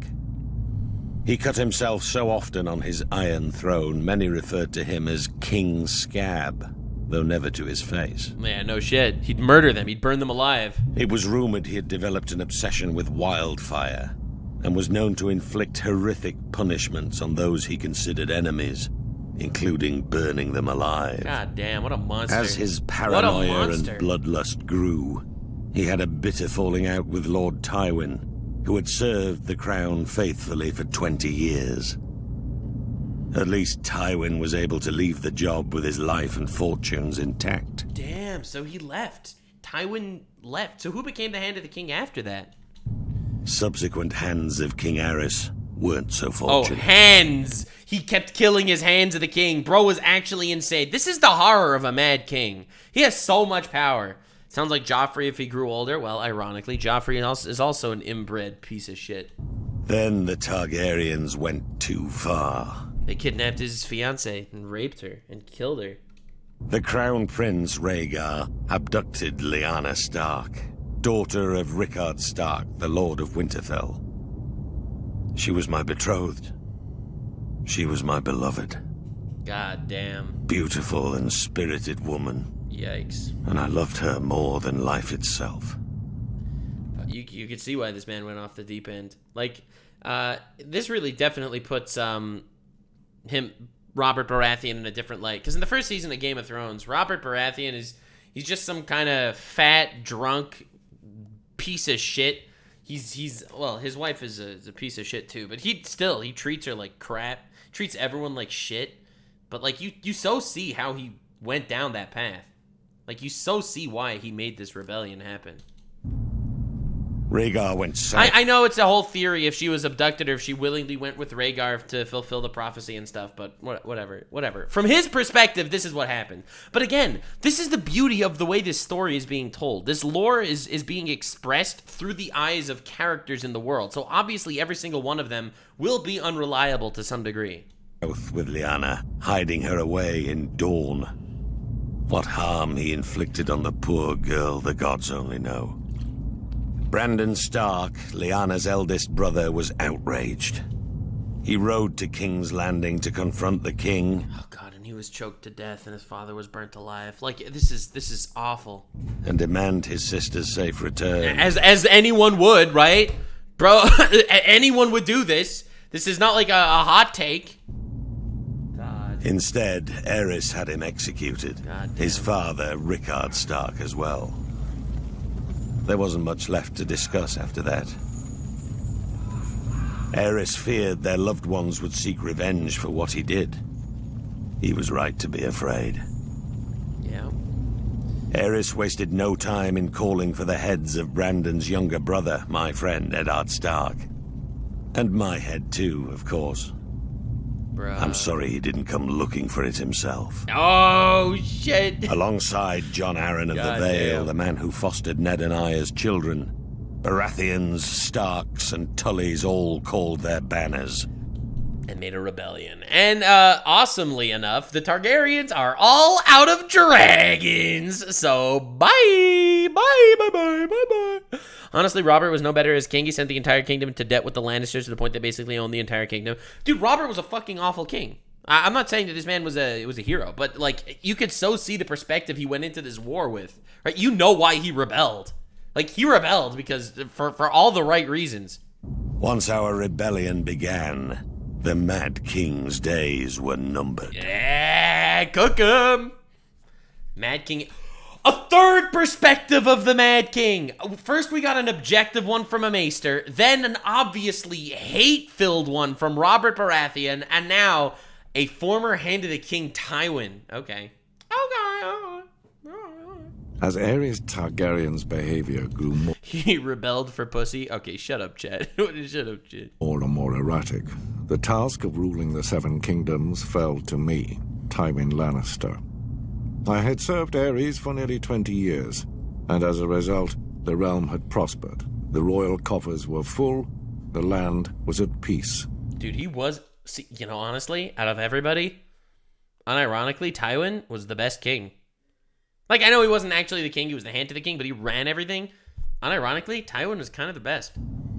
But Aerys grew increasingly hostile, jealous of the success many credited to me.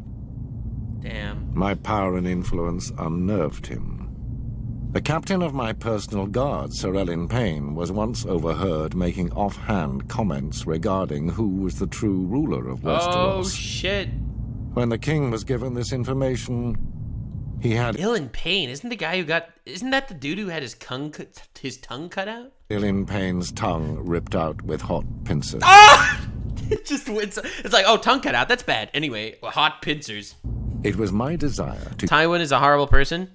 Tywin is a horrible person, as most politicians are. He's a disgusting sycophant, okay? Dude is a nutcase, disgusting piece of shit. However, dude knows how to run a kingdom. He knows how to create stability and prosperity. He plays the role well. Like, honestly, he's the fucking Darth Sidious of Game of Thrones. To unite the houses of Lannister and Targaryen through marriage. My daughter Cersei would marry Aerys' eldest son, Prince Rhaegar. Oh my god, this is so much more fucked up than I even remembered. Or than I even imagined. I don't even know if I ever knew this. So Rhaegar, the son of Aerys, was supposed to marry Cersei, but instead kidnapped Robert's fiance and seemingly raped her, allegedly. And then after the war after the war all ended, Robert, fiance-less, married Cersei, fiance-less. Ah! Dude, what the? Such a union made perfect sense for all parties. I love how he's like, made perfect sense. Meanwhile, this is the son of the Mad King. You thought the Mad King was inbred? Well, Rhaegar's even worse, all right? I guess he didn't show signs of madness yet, but neither did Aerys. But he still was ready to marry his daughter off to her because, well, it made sense. Dude knew how to play the game. However, Aerys' senses had begun to leave him quite some time earlier.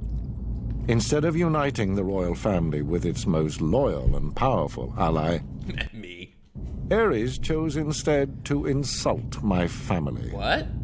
Indicating that such a match was beneath Rhaegar. God damn. Instead, he chose Elia Martell of Dorne to be Rhaegar's wife. Oh, shit. Wait, that was just out of spite? That was literally out of spite. He's like, nah, my son will marry, I don't know, that bitch. How does that make you feel, huh? How's that you feel pretty terrible, huh? Huh? She's not even in the top 1% of OnlyFans. Huh? Wow. L, bro. As if to rub salt in my wounds. That's messed Aerys up. appointed Jaime, my son, to the king's guard. The King's Guard are also celibate. Bro, he is cooking his entire family because he heard someone make a backhanded compliment to him. Oh my god. This is the pettiest man alive. He's even pettier than Disney is copywriting all my videos. That may be an honor for lesser families than ours, but it is a lifetime appointment that forces him to renounce all family holdings. This creates... He's out of kids. He literally ran him out of kids. He's like, oh, your daughter was supposed to be the wife of the king? Well, anyway, the king's marrying someone else. Oh, your son, Jaime? Well, I don't know. Well, I'll make him a king's guard, so therefore he can't have children and has no more title. And who's your other son? Oh, a dwarf! Bro actually was so petty, he fucked his entire family. It's a difficulty in naming an heir to Casterly Rock. But Aerys knew all that. Of course he did. He was mad, but he was a petty piece of shit. I had grown tired of the king's constant provocation.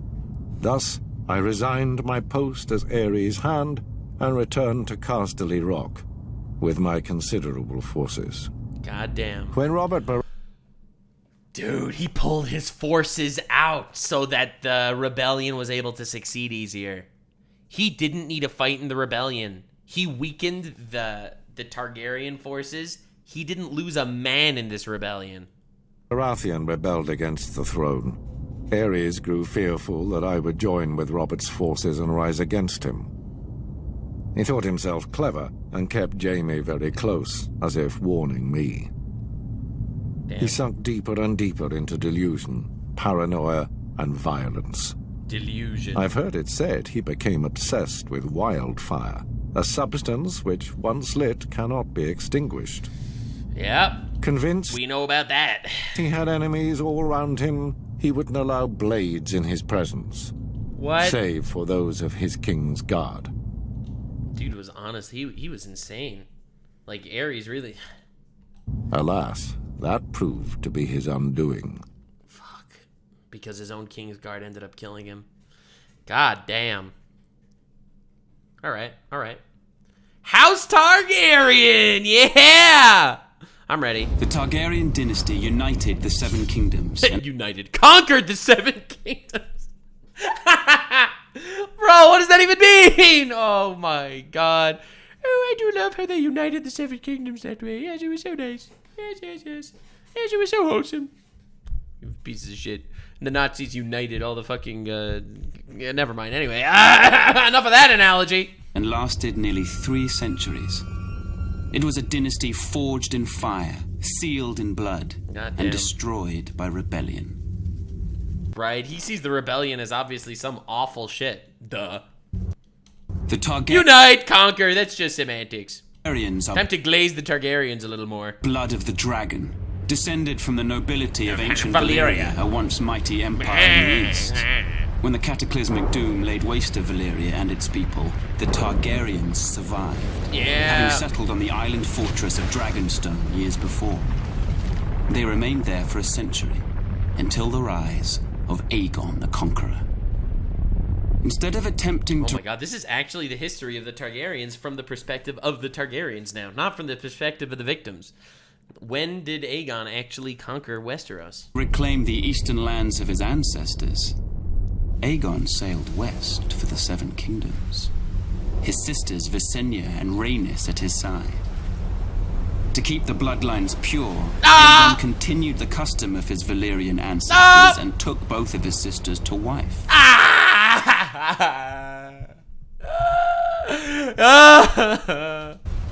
Together, they came ashore on the eastern coast of Westeros. Their blazon, a dragon with 3 heads, representing Aegon and his sister wives. Oh, that's why the Targaryen crest is a dragon with 3 heads, because of the 3 dragons that Aegon came into Westeros with. That's pretty awesome. Their words, fire and blood. Fire and blood. While they're... Dude, you feel the pompousness, the pride in this voice acting. God, this is such an awesome way to absorb the lore. Coast was small. Sweet home at Valyria. Yeah, nice chat. Nice. In comparison to the armies of Westeros that awaited them, Aegon and his sisters had a secret weapon. Well, 3, actually. The last of the dragons. Yeah. He conquered every kingdom save Dorne, which eventually bowed to Targaryen rule a century later. Wait, how did Dorne survive 100 years when they had dragons?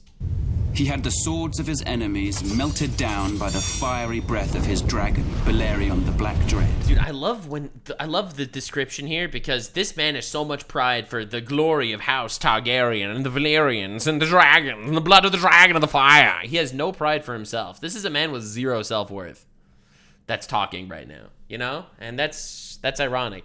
With their secret weapon, incest. And forged into the Iron Throne. Damn. The kings of all the lords when Aegon took over and he forged the Iron Throne out of the swords of the people that swore fealty to him. God, what a power move! The capital city of King's Landing was built on the eastern coast, where Aegon and his sisters first came ashore. And Aegon ordered the construction of a royal castle on its highest hill, the Red Keep. For 300 years, the Targaryen dynasty stayed strong in the face of rebellion, civil war, and plague. But the line of dragon kings was broken when my father, Aerys Targaryen, the second of his name... Oh god, he's even glazing his dad, the complete fucking psychopath. ...was overthrown in rebellion. My father was betrayed and slaughtered by Ser Jaime Lannister. His own Kingsguard. A member of his own Kingsguard. Yeah! His son and heir, my brother Rhaegar, perished on the field of battle at the hands of Robert Baratheon, who claimed the Iron Throne for himself. And so today... Oh, so Robert ended up killing Rhaegar at the very end. Damn, bro. The only surviving members of the storied Targaryen dynasty are myself, Prince Viserys, rightful King of the Andals, he just and keeps ruler going. of the Seven Kingdoms. Oh god. And my sister, Daenerys. Dude, he still introduces himself. The rightful King of the... We were spirited away to the free cities of the East by loyalists. Here we have lived in exile ever since. Plotting our revenge. We will cross the narrow sea and take back my father's throne. Bruh. Dude, that's awesome, man. God, what an insane... When you actually look at the lore and the history of all these people, like, it really makes the politics of Game of Thrones so much cooler. Robert's Rebellion by Robert Baratheon. All right, the self-glazing gonna go crazy on this one. Bro's gonna give himself a whole ass hand job on this one. Don't break your wrist, Robert. Rebellion. Yeah! The crimes of House Targaryen were too heinous to go unanswered. Heinous? Isn't it heinous? Heinous? The noble houses of Baratheon, Stark, and Arryn united to oppose and overthrow the line of the cursed Dragon Kings. Well, obviously, to be honest, though, 300 years ago, they were all separate nations. Separate nations with their own powerful forces, their own pride, and they were united by some sycophants on dragons having sex with their sisters from some other continent. While Ned Stark and Arryn secured an alliance with the Tullys of Riverrun, I called the banners of Storm's End and rode out in force against the Mad King and his minions. Gods, those were some battles. Dude, I love how he talks about the past. Meanwhile, he's a completely useless king in the present. First victory occurred at Summerhall, where I faced off against an army of dragon loyalists and won 3 battles in a single day. God 3 damn. in one day. Bro! That was a glorious day. That was a glorious... I love it, bro. His dick is in his hand right now. Bro is half chub and ready to roll. We tried to take Ashford Castle in the Reach, but the Tyrells beat us back. Oh, damn. We had to regroup. Why were the Tyrells? I would think that once something like this starts happening and the current king is a complete madman, I would think that every nation would jump into this rebellion. My army was pursued north by Aerys' army and took refuge in the Stony Sept in the Riverlands. When the Targaryen army entered the town, the Sept bells tolled, a signal to the townspeople of the battle that was to come. Oh, God. As the Targaryens searched from house to house for me, the combined forces of Ned Stark and the Tullys swept into the city. Oh my God, they actually got flanked. Bro, they actually got flanked. Well, Rhaegar was a good man. Everyone loved Rhaegar, so they just wanted him to become king ASAP, right? I get that. But, like, I love how well-defined Robert Baratheon is as a warrior, just to show you that his strength is as a warrior, as a fighter, but not as a king. He hid in a brothel? Oh, hell yeah, dude. Gods, what a day. Oh my god, he doesn't stop! He doesn't stop the glazing. Was. Oh, it was beautiful. Mountains of semen, thick ropes emanating from my penis all over the battlefield. Oh, gods, what a day. Bro, it doesn't stop. It's now known as the Battle of the Bells.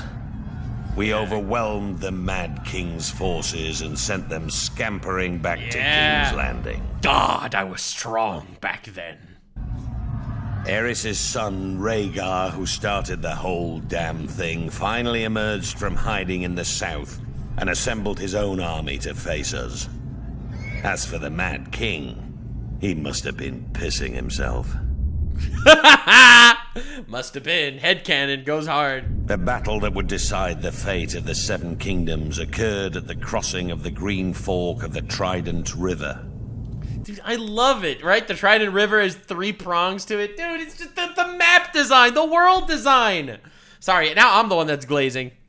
Rhaegar commanded the royal host, which was some 40,000 strong. Whoa! My forces were outnumbered by nearly 5,000 men. Yikes. But that didn't matter. Yeah!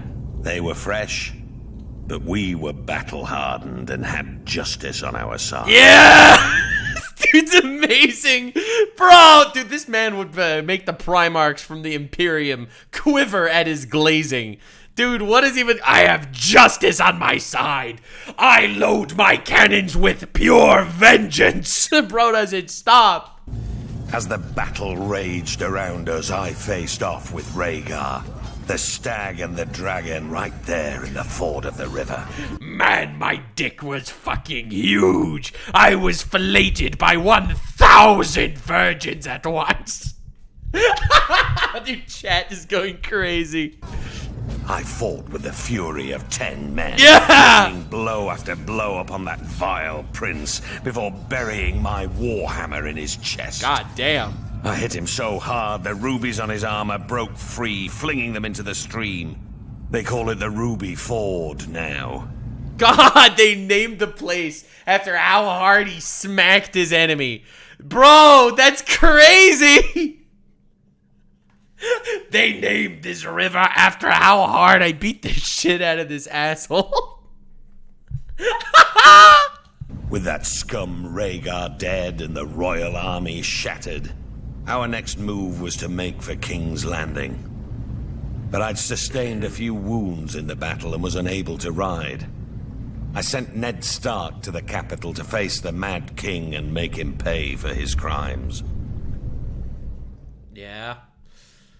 Robert's Rebellion by Viserys Targaryen. All right, so I love how he describes it as, you know, justice on our side and all that. Dude, Viserys, oh god, the Targaryen perspective ain't no way. The Targaryens, blood of the dragon, and the last of old Valyria, oh my god, were loved by their subjects. It doesn't stop! It just goes to show how people regard history in such completely different lights depending on where they came from. Like, I feel like this is such a good depiction in general of the different perspectives of history by everyone. And admired far and wide as the greatest dynasty in the history of the Western world. Alright, dude. But the peace and prosperity of nearly 3 centuries of Targaryen rule was shattered by the usurper. The usurper! Robert Baratheon. Yeah, bitch. And his band of traitors. House Baratheon owed its very existence to the Targaryens. What? The Targaryens conquered them 300 years ago and wiped out their people. But in his mind, they owed their existence because they didn't kill them.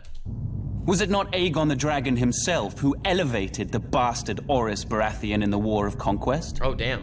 And what of the Starks, the Lannisters, the Aeryns of the Vale?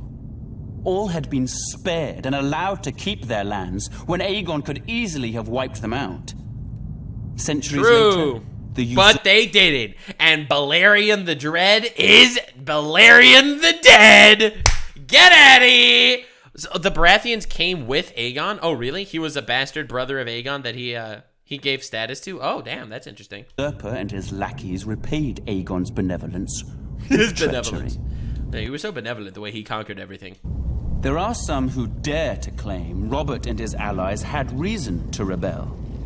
They say the crown prince stole the usurper's lady love.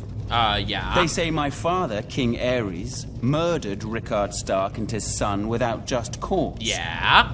Whether these charges are true or not, it doesn't matter. I love that response. That response is like everyone on any side of any political conflict today. Dude, how insane is that? I feel like that is so common of an argument. It's like, yes, you say that this situation happened and it was a tragedy. Well, that doesn't matter. It's like, okay, dude. Dragon answers to no one. Yeah, I don't care. Justice, I am justice. Aerys' good name. I committed a war crime. Well, I am justice. Name has been besmirched in the years since the rebellion. He's been called a dangerous madman. Yeah. A monster. Yeah. A tyrant that brought his tragic end upon himself. Yeah, he was. Yeah. Lies! Huh. My father was a victim of weaklings in his council. Lackwits who failed him in his hour of need and let the rebellion spin out of control. But it was not enough. The royal army was crushed at the Battle of the Trident. It was there the valiant Rhaegar met Robert in single combat, but the gods betrayed him. How petty do you need to be? This is his son talking about his father. Of course, his perspective is skewed. Yeah, obviously. No, but how insanely blind do you have to be like, oh yeah, God betrayed him. That's why he lost. And he perished by the usurper's hand. Yeah, rip. As the field of fire... Dude, Robert was an insane warrior. God, it's so sad to see how far he fell as a king. ...had marked the end of the Andal centuries before. The Battle of the Trident seemed to herald the end of the Dragon Kings. When word reached the capital of my brother Rhaegar's death, my father Aerys moved to protect me, as I was the surviving heir to the throne. That's nice. He sent me to the island fortress of Dragonstone, along with my mother, Queen Rhaela, who was great with child. But as my father, my king, Aerys Targaryen, prepared to defend his throne to the bitter end, little did he know of the horrors and betrayals that awaited him and our family. It's wild to see this, because like this is a son who's raised in exile, told of a past, a glorious past of Targaryen dynasty. You know? You could so see how he would have this skewed perception on reality. This is a story of how his entire people fell, you know? This is tragic. For him, even though he's an asshole. House Baratheon by Robert Baratheon. Okay, dude. Ours is the fury. These are the words of the Black Stag of Baratheon. Yeah. A battle... Dude, I also absolutely love the symbolism. In Game of Thrones, there's this one scene where Tywin is like gutting a stag, right after Robert dies. Like, dude, it's such a well-written story. It's insane. Cry echoed throughout the land in rebellion when I, Robert Baratheon, the first of his name, seized the Iron Throne from the mad king Aerys Targaryen. Yeah. Ending a dynasty nearly 300 years old. Yeah, dude, he is such a cock gobbler. It's crazy. It's like, you'd think that he, I don't know. I feel like he was aiming for justice, right? Like, his goal was justice. Vengeance for people that were wronged. But interestingly enough, when he tells the story right now, he says it as like, I did this thing. I toppled the dynasty 300 years old. He was always a prideful bastard, okay? He never fought for justice, maybe. I don't know. It's an interesting question, all in all. But he fought for vengeance. He really did. He fought for pride and vengeance. And that does not a good king make. House Baratheon was born in the Wars of Conquest, when Aegon the Dragon invaded Westeros. Okay, I this is huge. I never knew any of this. This is what my chat was saying earlier. Aegon sent his commander, Aerys Baratheon, to take Storm's End. No way! He really came from Valyria? I had no idea the Baratheons didn't stem from Westeros. Argilac the Arrogant, the last of the Storm Kings, foolishly left the safety of his stronghold. and met the Baratheon warlord in open battle. What? Why would he do that? Argilac was soundly defeated, and Aerys took his lands, his holdings, and his daughter. That sounded awful! Oh my god! Oh lord! I took everything from him. His land, his holdings, his couch, his refrigerator, his leftover food, and his daughter. Aerys was said to be a half-brother to Aegon Targaryen.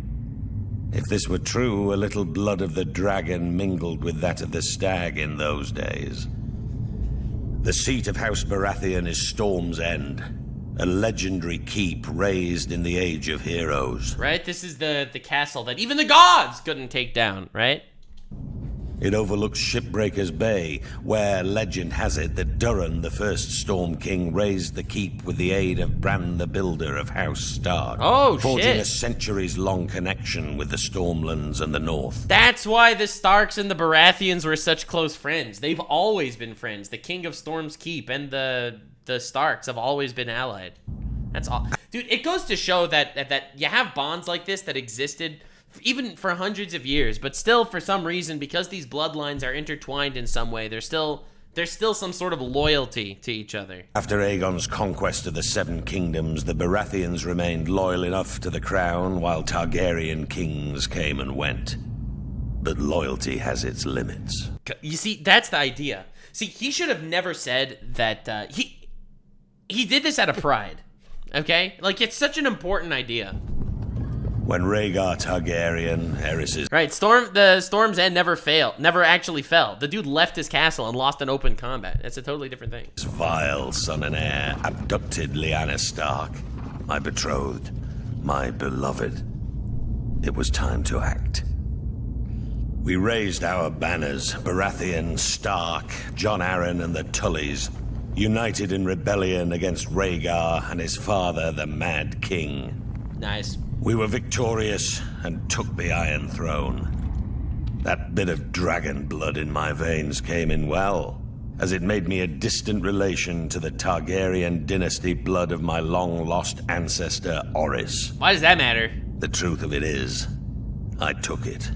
Thank you. I love how he starts, like, describing it as, oh yeah, I was definitely the one that was most fit to sit on the throne. Now there were no more Targaryens, so I was, like, the closest relative. I mean, I didn't have sex with my sisters for the last couple of generations, but I mean, like, I still have some Targaryen blood in my veins. Nope, I took it. Pride, idealism, fury, vengeance, love. Bro, this does not a good king make. And, that's it. That's it, that's all. God, it's so interesting to see who this person was and what this house was. God, I love the lore for this story. I sit on the Iron Throne. My ass. I rule the Seven Kingdoms. Both of my butt cheeks clenched in fury. From the Red Keep. Yeah. All right, The Sack of King's Landing by Maester Luwin. Oh, so this is, again, before the actual story starts.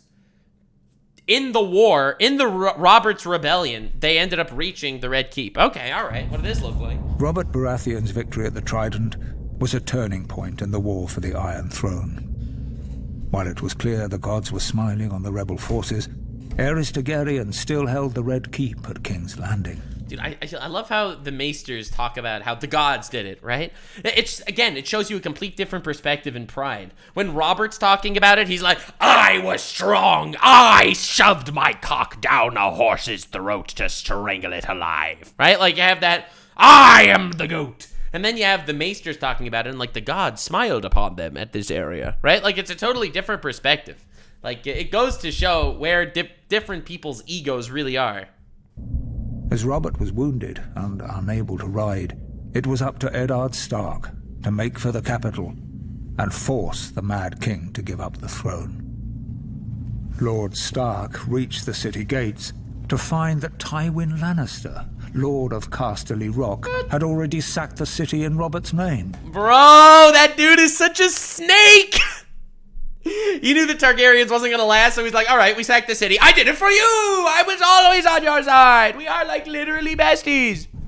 This is like every YouTuber on the planet. It's like, on the one hand, you betray them, and then they offer you to collab, and they're like, oh my god, dude, this is huge! Thus Lannister had remained neutral up to this point, ignoring requests for help from both the Crown and the rebels. Now that Robert's eventual victory was assured, it seemed Lord Tywin had finally chosen a side. Ooh. Lord Eddard... Yeah, Tywin chose a side after victory was assured. And this is a Maester speaking, okay? This is objective. ...was horrified by what he saw when he entered the city. Homes looted and burned, women raped, scores of innocent citizens killed. Bruh. War never changes. It's always fucked up. Disgusted, he led his force up Viserys Hill to the Red Keep. Upon entering the throne room, he found King Aerys lying in a pool of blood, dead by the hand of his own sworn King's Guard, Jaime Lannister. Dude, that is pretty messed up. That is mega messed up. A King's Guard killing a king. Even though he was a tyrant, even though he was a monster, you are a piece of shit for doing it. I don't know, Jaime's one of the most interesting characters for me in Game of Thrones. Who sat brazenly upon the throne, demanding to know the whereabouts of Queen Rhaella. Lord Eddard was informed the Queen and her son Viserys had been spirited away to Dragonstone before the Lannisters arrived. But other members of the royal family were not as fortunate. Elia, Martell of Dawn... Oh god, oh no, I remember this. Oh god, oh no! ...who was the wife of Prince Rhaegar. You raped them, you murdered them, you killed her children. That scene in season 4 of Game of Thrones with Oberyn, like, it's stuck in my head. Had been raped and murdered by Ser Crigor Clegane on Lord Tywin's orders. Tywin was such a fucking monster. He was like, oh, the Targaryens are going to end up rebelling at some point, so let's just end the bloodline. God damn, what a ruthless piece of shit. Ser Grigor and his man had also butchered Rhaegar's young children. Dude. Killed her and her children just because, well... When Robert was well enough to reach the capital, Lord Eddard demanded the Lannisters answer for their heinous crimes. Robert refused, and sent him south to relieve the Baratheon stronghold of Storm's End, which was still under siege by forces loyal to the Crown. So Storm's End never fell in the history of Game of Thrones. A castle so strong the gods couldn't breach it. In this war, the entire war, there was a siege around Storm's End that they couldn't conquer it. Bro. Whatever words passed between the two old friends are known only to them. But Lord Eddard is said to have left King's Landing in anger. Oh, shit. Later, when Robert was crowned, he appointed Stannis! Stannis was the guy that operated that castle. That's why he wasn't around for the war at all. And Robert got all the glory because Stannis was stuck guarding Storm's End in a siege. Right? Dude. God, the story is so cool. On Arryn as Hand of the King. Lord Arryn's first order of business was to broker a truce with the Martells of Dawn. Dude, honestly, 10,000 likes. I'm going to start Game of Thrones from Season 1, Episode 1. We're going to go through and overanalyzing that shit together until the books end and the canon falls off. Like the first 4 or 5 seasons of Game of Thrones, if you want to do... No, I can't. Yeah, there's a censored version. We'll do that. We can do it. We can do it. 10,000 likes. We'll do that. This is actually goated, this story. Dawn, who were outraged by the brutal murder of Princess Elia and her children. Following the death of Lyanna Stark, who had been betrothed to Robert, houses Baratheon and Lannister were joined in marriage when the new king took Tywin Lannister's eldest daughter Cersei as his queen. Bro, dude, it's all Tywin's political plots. As for Eddard Stark, he returned to his stronghold of Winterfell.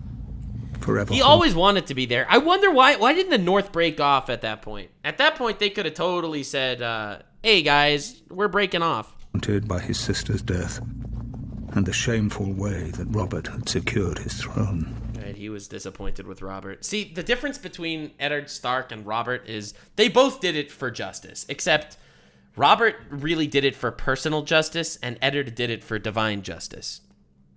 Like, ultimately, Robert was a prideful, arrogant piece of shit. And he was willing to fight and do all this for the sake of himself. For his vengeance, for his love, for his pride. And Eddard really did it, maybe not completely altruistically for the realm, but largely for justice, for some sort of overarching justice. And I have to say, like, you get to see where this goes from there. That Baratheon is super happy to sit by and let Tywin Lannister murder these children, and Ed was not, you know? The sack of King's Landing by Robert. Oh, we just saw, okay, so we saw the Maester Lewin, the objective telling of the story. All right, time for Robert. God, I was strong. My penis held forth. I was able to sword fight 6 guards with my penis alone. It was long and hard. Steel, Valyrian penis. All right, let's see where we go here. All right. For our rebellion to succeed, King's Landing had to be taken forcefully. No one was foolish enough to believe that Aerys was going to hand his crown over peacefully. The Mad King's reign needed to end. What Tywin Lannister's forces did was unfortunate, but it was... Unfortunate? They massacred the people of the city! The innocent civilians got massacred, the women got raped. It was unfortunate, but anyway, it helped us win the war, so... It was necessary to secure the Iron Throne. There was no Geneva to convene, so, like, it's not so bad. They did a bit of an oopsie when they raped all those women, but, like... And bring peace and justice to the 7 kingdoms. But it was never about peace and justice. It was about pride. That's why Robert fell off so hard. My glorious victory at the Trident left me wounded. But I sent my personal maester to attend to Sir Barristan Selmy instead. His wounds were more severe. Damn! Bro still has some honor. Even though Sir Barristan was a member of Aerys' Kingsguard and fought on the opposing side, that man's bravery and loyalty was something to behold. Dude. But this meant my wounds would take longer to heal, and I couldn't ride to King's Landing myself. Wait, he didn't actually join in that fight? So how'd he get the throne?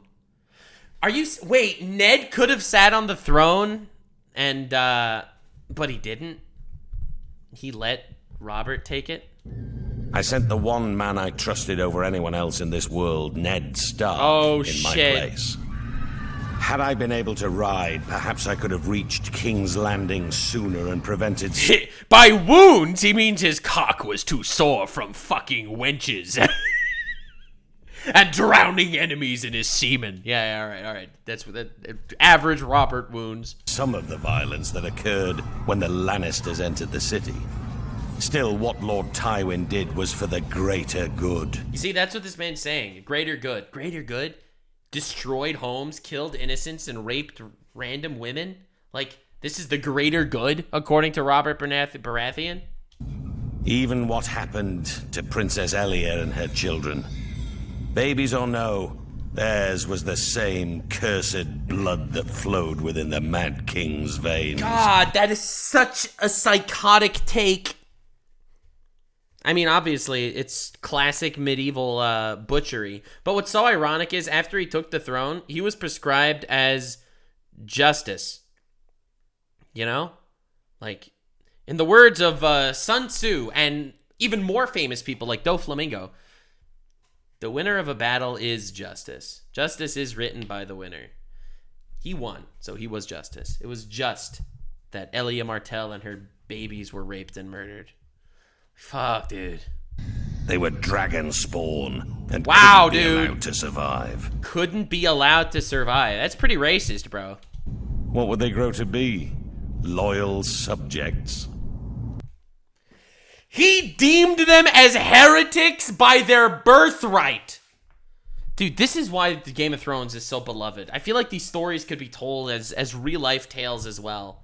Like, God! Ned with his damn northern honor. He and I had our first major fight over the deaths of the Targaryen children. Ned called it murder. Ned was like, you killed 2 babies. That's murder. And he was like, no, they were heretics for the Emperor. Murder. It was war. It was war. love how he says it twice. Like, he has to convince himself, too. Like, he knows it's bad, but he has to convince himself it's not. Lord Stark demanded that the Lannisters be held responsible for their crimes. Was it a crime to put an end to a family of lunatics born of incest? I wouldn't and still won't blame Tywin. Instead, I sent Ned Stark south to finish off the remaining Targaryen loyalists. It was only Lyanna Stark's death that reconciled us. God damn. Ned had lost his sister. I had lost my betrothed and beloved. And then he married Cersei Lannister because he was so fucking entrenched in their disgusting nature of war. We shared that sad bond together, Ned and I. Oh, that's nice. Oh, hell yeah. Through it, our friendship was made strong again. As for the Mad King's surviving heirs, those that were able to scurry away in the face of my fury now live somewhere across the narrow sea. They had best stay there. If they ever set foot in Westeros again, they will face the King's justice. That doesn't age well. The sack of King's Landing, but this time by Tywin. God, I love these different perspectives of history. Dude, there's so much here. All right. Rhaegar Targaryen lay dead on the banks of the Wait, is he gonna actually describe that he's a fucking snake?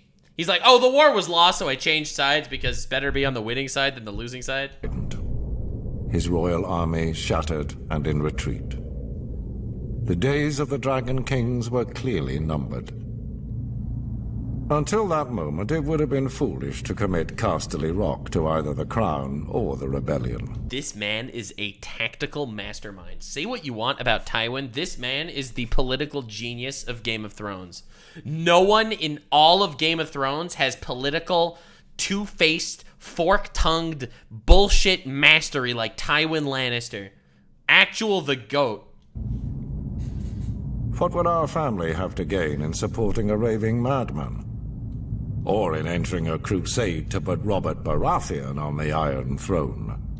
But chaos benefits no one. I don't know about that one, homie. Chaos is my brand. Subscribe for more chaos. Let's prove this bitch wrong. All right? Chaos benefits me, this guy. It was time for House Lannister to do what it could to ensure a return of peace and prosperity to the peace and prosperity, my asshole. Land. Yeah, peace and prosperity for my asshole. I, Tywin Lannister, brought 10,000 Lannister troops to the gates of King's Landing in order to bring the bloodshed to a quick and decisive conclusion. Wait. No. King Aerys had been sending ravens for months, begging for my support to end the uprising. In a way, his pleas had been answered. Oh my god. He went to King's Landing as an ally, and they opened the gates and he betrayed them, massacring the civilians? Well, he did end the war, but god damn. Oh my god. Again, tactical mastermind, but holy shit. As I had suspected, Aerys opened the city gates and welcomed my men. Our plan was kind of based.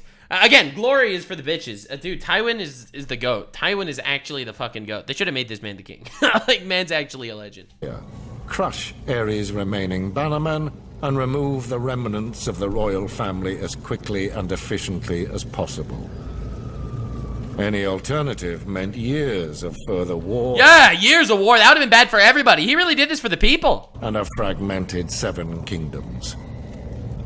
Our means were bloody, but the results speak for themselves. Do they, though? Do they? Oh, God. As for Aerys, it is true he met his fate at the hands of my son. Aerys had kept Jaime close during the rebellion, thinking himself clever in keeping my son as a hostage, should I decide to pledge support to the rebel cause. Oh my god! Bro, but he doesn't give a crap about that! Oh my god, dude. Aerys thought he was so sneaky, but he was messing with the snake. This proved to be his greatest mistake. For when the time came, Jaime did his duty as a Lannister.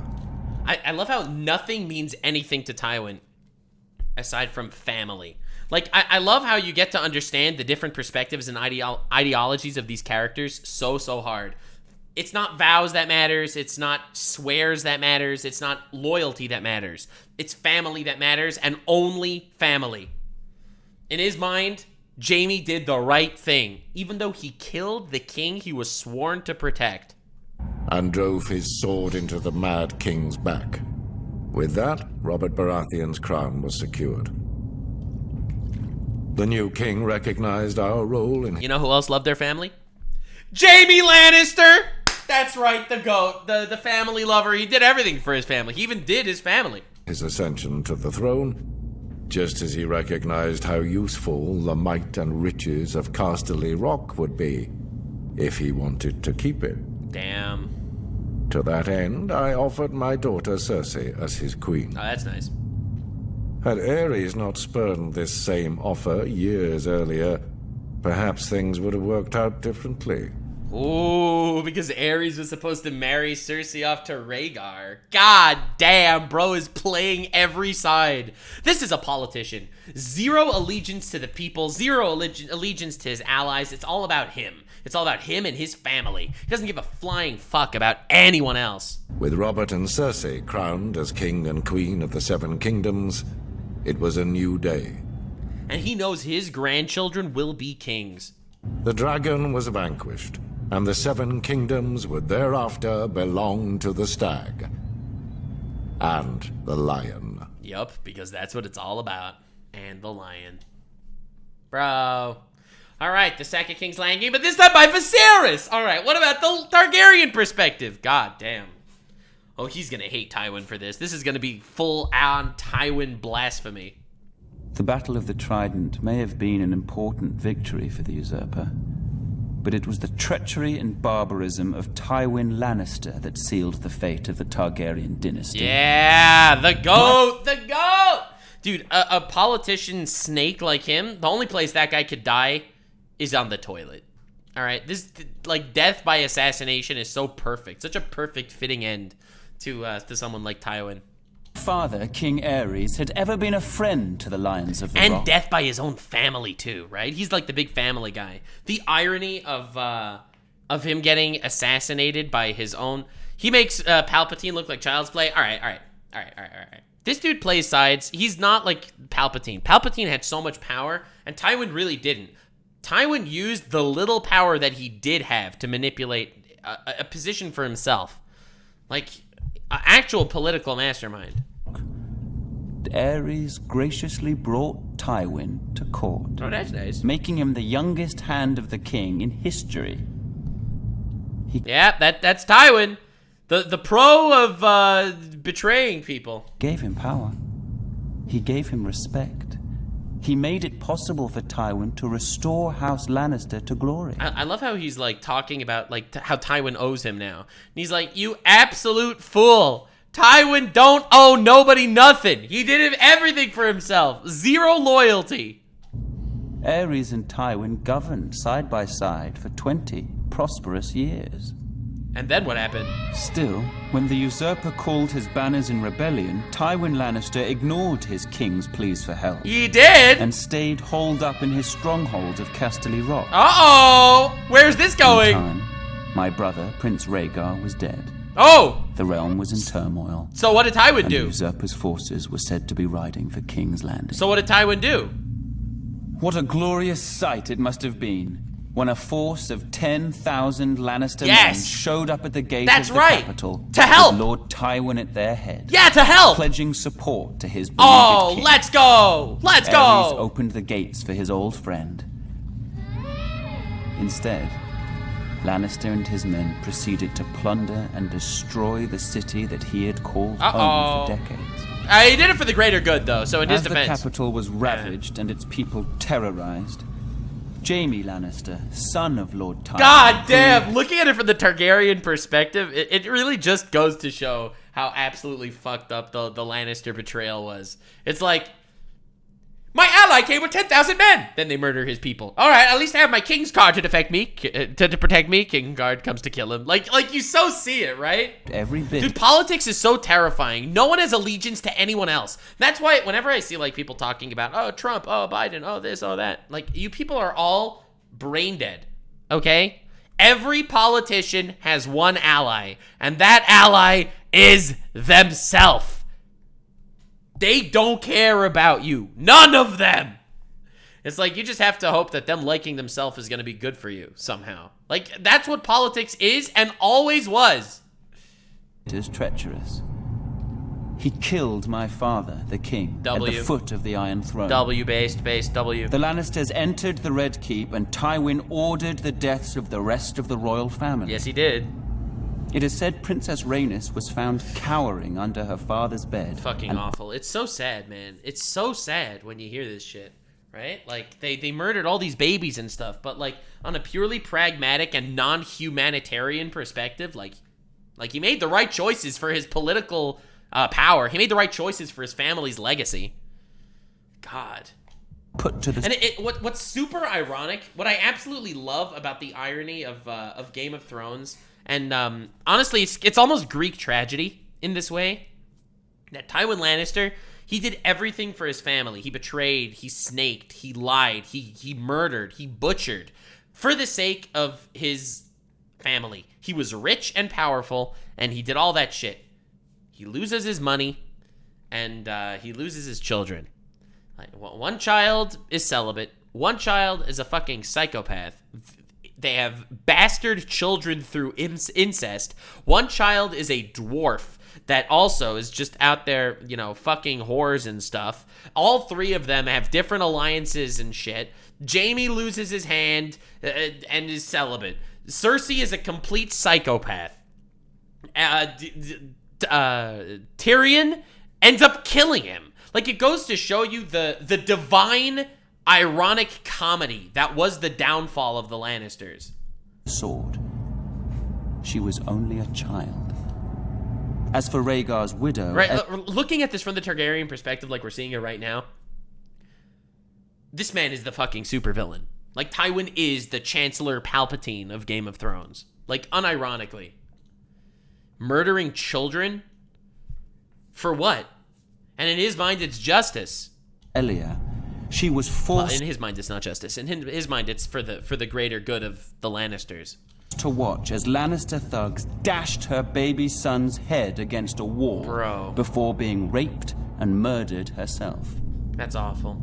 As I was the heir to my father's throne, I had been spirited away to Dragonstone with my mother, Queen Rhaela, who was with child. The problem with Tywin was that he did everything for his house, but he didn't really care about his family. Completely true. Completely true and accurate. The man was, he was an evil man. And the gods laughed at him. And his downfall was truly, truly hilarious. Because he really thought he could control everyone. He viewed the Lannisters as people that also cared about House Lannister. And none of them did. Literally none of them actually cared about House Lannister. And he couldn't even fathom that. He could not even put himself in the perspective of other people. What a fantastic written character, honestly. The raging... What an interesting character, and what an amazing political spectacle this was. The way the Red Keep was taken, the way that the capital was overthrown, the way Robert's rebellion operated. Summer storm battered the island fortress and destroyed the Targaryen fleet as it... It just goes to show how one little moment, Rhaegar running off with the Stark girl, that one moment can inspire an alliance between the Starks and the Baratheons to fight back against the Targaryens. All the past evil that the Mad King did also got the Tullys involved to team up with the rebellion.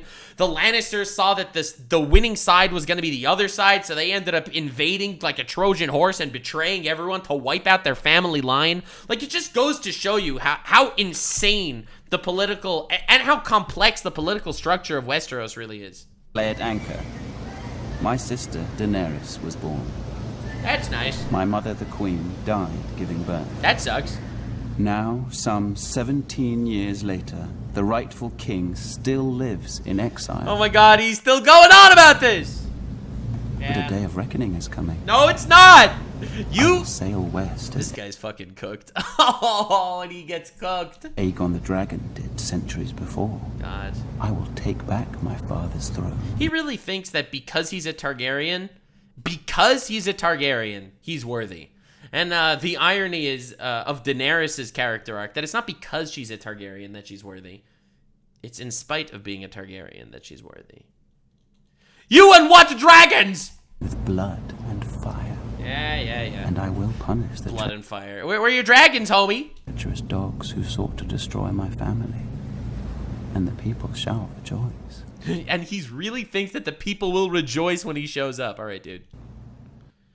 But she's not worthy in the end. There is no end. Game of Thrones doesn't have an end. You may not be aware of this, but there are only 5 seasons of Game of Thrones. We don't know what's going to end up happening. House Arryn by Catelyn Stark. All right. In the snow-capped mountains of the Vale, standing high above the rich lands of the Vale, stands the Eyrie. Ooh. A storied and impregnable... Dude, the Erie's it's the castle with the prisons that don't have walls. It's just a prison over a sheer drop off the edge of a cliff. Fortress, said to have been built by the legendary Mountain Kings in the Age of Heroes. Yeah! It is the stronghold of House Arryn, one of the oldest noble families in Westeros. That's nice. Their sigil, a soaring falcon over a crescent moon. A falcon? Bro, dude, I need to start speaking like a Westerosi. I gotta completely adopt that accent.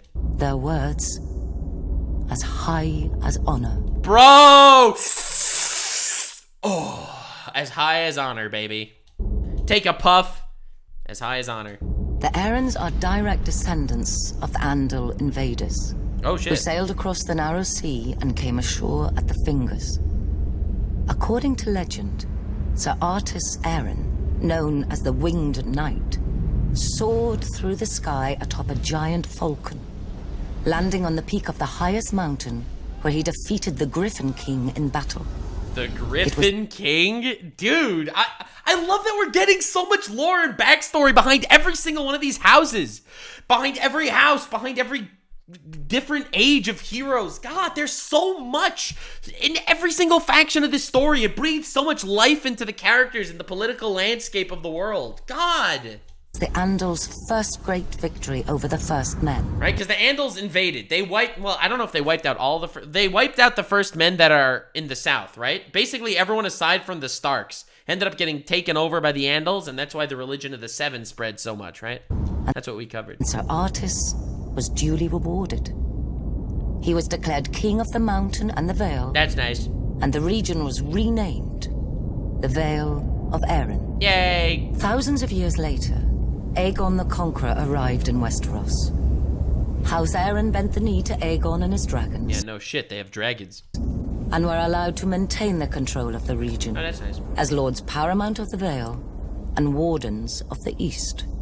You know what the famous tagline of Aegon the Conqueror was? When he rode in with his 3 dragons, he would point out one of the dragons and he would say, "The power of one!" Then he would point at another dragon and say, "The power of 2!" Then he would point at all 3 of the dragons, "The power of many!" And then he fucking annihilated everyone on the battlefield. It's a true fact. Look it up. Over the centuries. Top 3 TV shows of all time.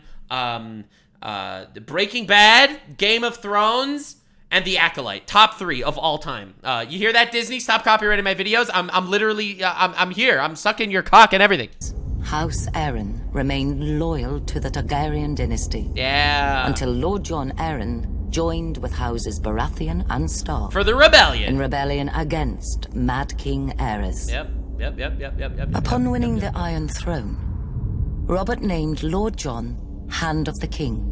A position he held until his mysterious death. Didn't his wife end up killing him? Oh my god, dude.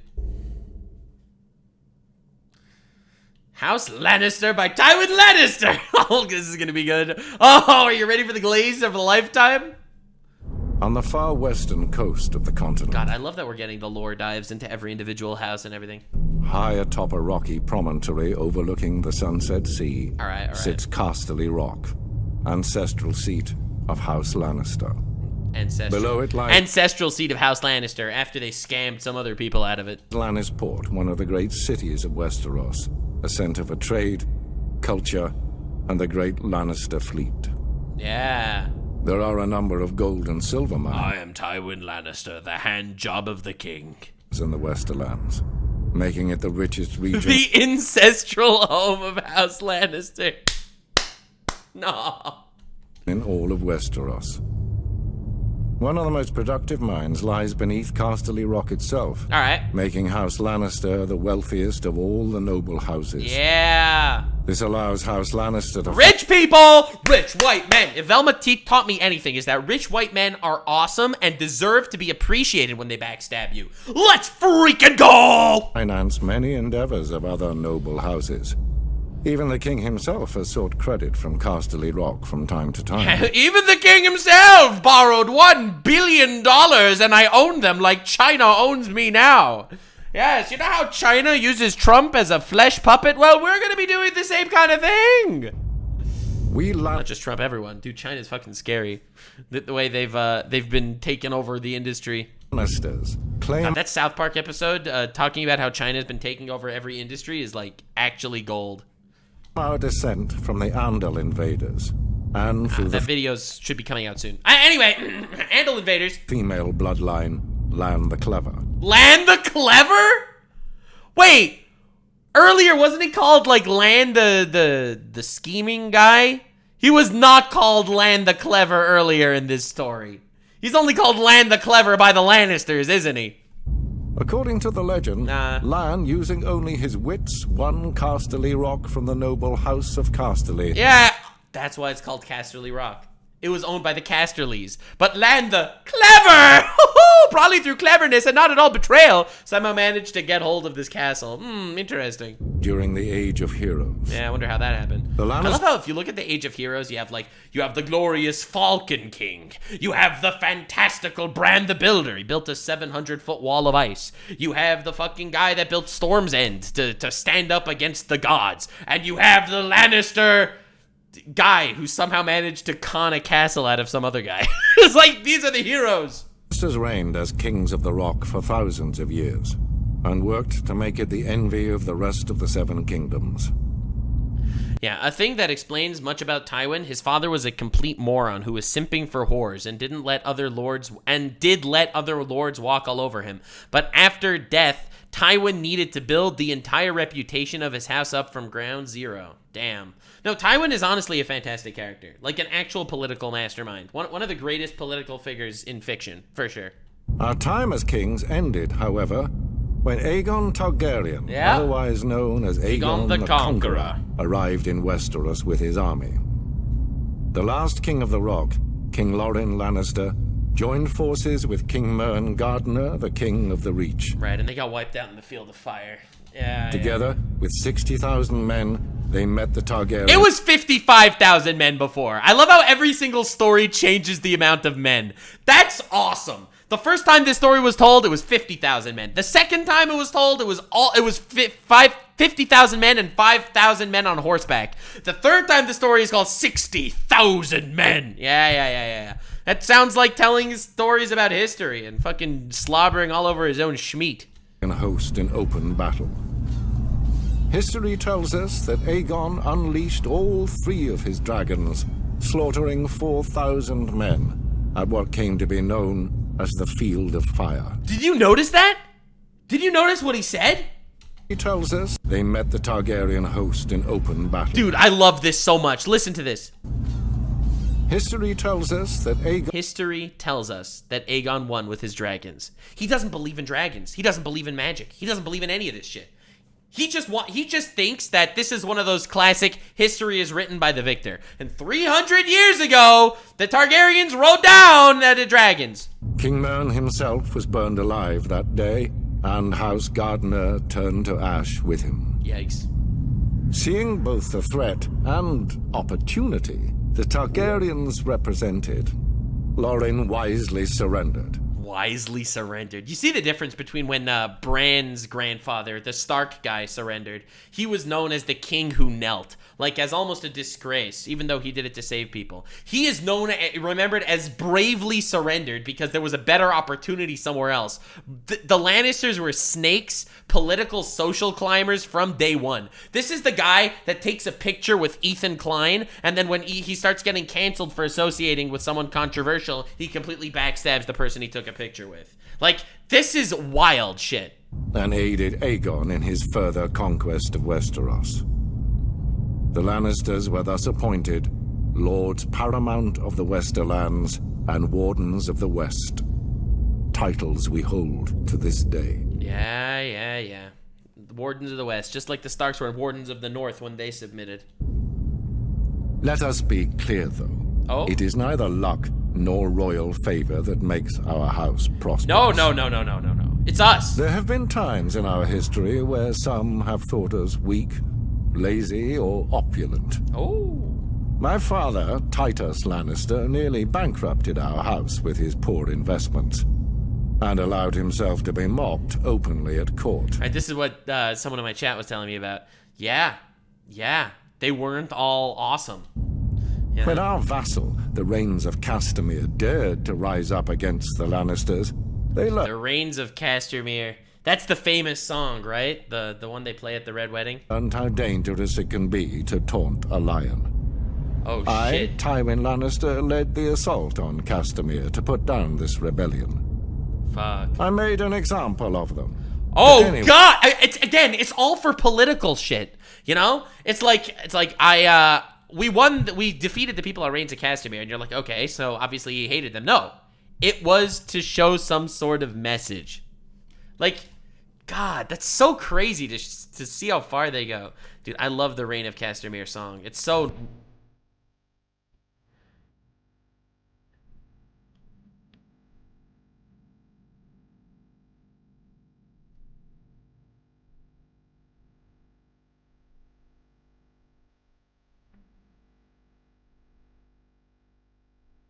It's such a harrowing song. And the story of the Reigns of Castamere is how the Lannisters completely fucked over the Castamere people just purely because they wanted to show the world that they are not losers. And if you end up in the mouth of the lion, you will end up like these people in Castamere.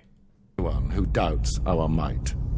It was a political message. He wiped out these people as a political message. Holy shit. They even made a quaint song about the fates of the Rains of Castamere. That's the song. Sadly, there are no Rains left to hear it. Because he wiped them all out. Today, the Golden Lion of Lannister is rightly admired and feared throughout the Seven Kingdoms. Our words are, hear me roar. Dude. But there are other words that should be remembered when crossing a lion of Casterly Rock. A Lannister always pays his debts. A Lannister always pays his debt. I knew we were getting to that one. Yup. Whether the debts are for good or for bad. God, what a real... dude, fuck. The way they each describe their house's ascent or descent is so cool. Like, it goes to show so much about how they regard themselves as people, as leaders, as political figures. But also, it goes so far to show you what this nation was for so long. And House Stark. Alright, so we did Baratheon, we did Arryn. Now time for House Stark. The Starks of Winterfell trace their descent to the first men in the Age of Heroes. The family's founder was Brandon the Builder, who, in the aftermath of the Long Night, helped built establish a the big Night's wall. Built a very big wall. Legend has it he enlisted the aid of giants. A Lannister always sucks the biggest cock. The unofficial tagline of the family. Dude, that is a good one. Chat, you guys are awesome. Oh my god. That's a good one. I'm going to be using that. A Lannister always sucks the biggest cock. The powerful magic of the Children of the Forest to raise the mighty wall. Right, so the whole magic idea is super duper believed and entrenched in Stark culture. Did the realm for generations. He went on to build the ancestral seat of Winterfell and reigned as the first king in the north. Oh my god, is that the Golden Throne? That's great. That's great. It's glitching out. No! We're back. The Starks reigned as kings for thousands of years. Let's go, Starks. Even withstanding the invasion of the Andals. As the southern kingdoms fell and the children of the forest were driven away, the north stood strong, maintaining its... So they are really the oldest, right? The Starks are the oldest house that is still standing today. They were around for 8,000 years. Damn, it's pretty awesome to see us follow them in battle and shit and their story, you know? Damn, that's really dope. My mouse died. Oh, mouse is back. Just customs and its way of life. Eventually, the reign of the kings of winter came to an end with the... We're gonna build a wall! And we're gonna make the wildlings pay for that wall! Bro! No! No! No, your internet's not failing. I'm buffering. Coming of Aegon the Conqueror. After Aegon and his dragons destroyed the combined armies of the Reach and the Rock at the Field of Fire, King Torrhen Stark bent the knee and swore fealty to the Targaryen dynasty. Bro saved his entire people. Bro saved everyone by bending the knee. In order to spare the destruction of Winterfell. That's nice. And his people. Based. He was forever after known as the king who knelt. Dude, it's wild. The Starks are unironically the only good guys in the whole story. No? Like, are there any, like, super corrupt Starks? I don't know. I really feel like they're the only good guys. That's crazy. As a reward for his submission, Aegon named Torrhen Lord of Winterfell and Warden of the North. The Starks take great pride in their history and traditions. Yeah! It is one of the few noble houses that still keeps the old gods. A sacred weirwood tree looms large in Winterfell's Godswood. Its ancestral sword, Ice, was forged in ancient Valyria and has been passed down through the generations. Wait, so did they get... Wait, the Valyrian steel sword of the Starks, was that given to them by Aegon? How else would they have a Valyrian steel sword? They were not always the good guy. They have a dark history. There's a grand northern conspiracy. Okay, I guess... Listen, we have a lot more lore to cover. We are only at the tip of the iceberg. House Stark remains steadfast in its support of the Night's Watch. Yeah. Even as the once illustrious order has fallen on hard times. Yeah, you could say that. Much like their sigil, the Grey Direwolf, House Stark is the stuff of legend in the north and throughout the Seven Kingdoms. Oh, because direwolves are... Wait, are they direwolf stuff of legend? And their family words, winter is coming. Winter is serve as a reminder of their beginnings in the wake of the long night and a grim portent of things to come. That was fucking great, dude. Oh gosh. All right, so that was a huge lore dive. The history, the families and history of and timeline more or less of Game of Thrones, and they have a bunch more of these director's cut edition of lore dives. Voiced by the cast. So if you want me to do another one, 10,000 likes and I will. I also am super down to jump into the actual show. Start overanalyzing the various seasons of the show, the various episodes of the show. And also different lore and shit. Because there's a lot to do with Game of Thrones, and I will do it if you want. So leave a like, drop a comment on what you want me to cover, and I'll see you on the next lore dive, whether it's internet drama lore, or I'm getting canceled for something else. All right. Bye, stay weird, fam. If you made it to the end, click one of these two videos, which also will definitely get me canceled. See you live on King. Stay weird, fam.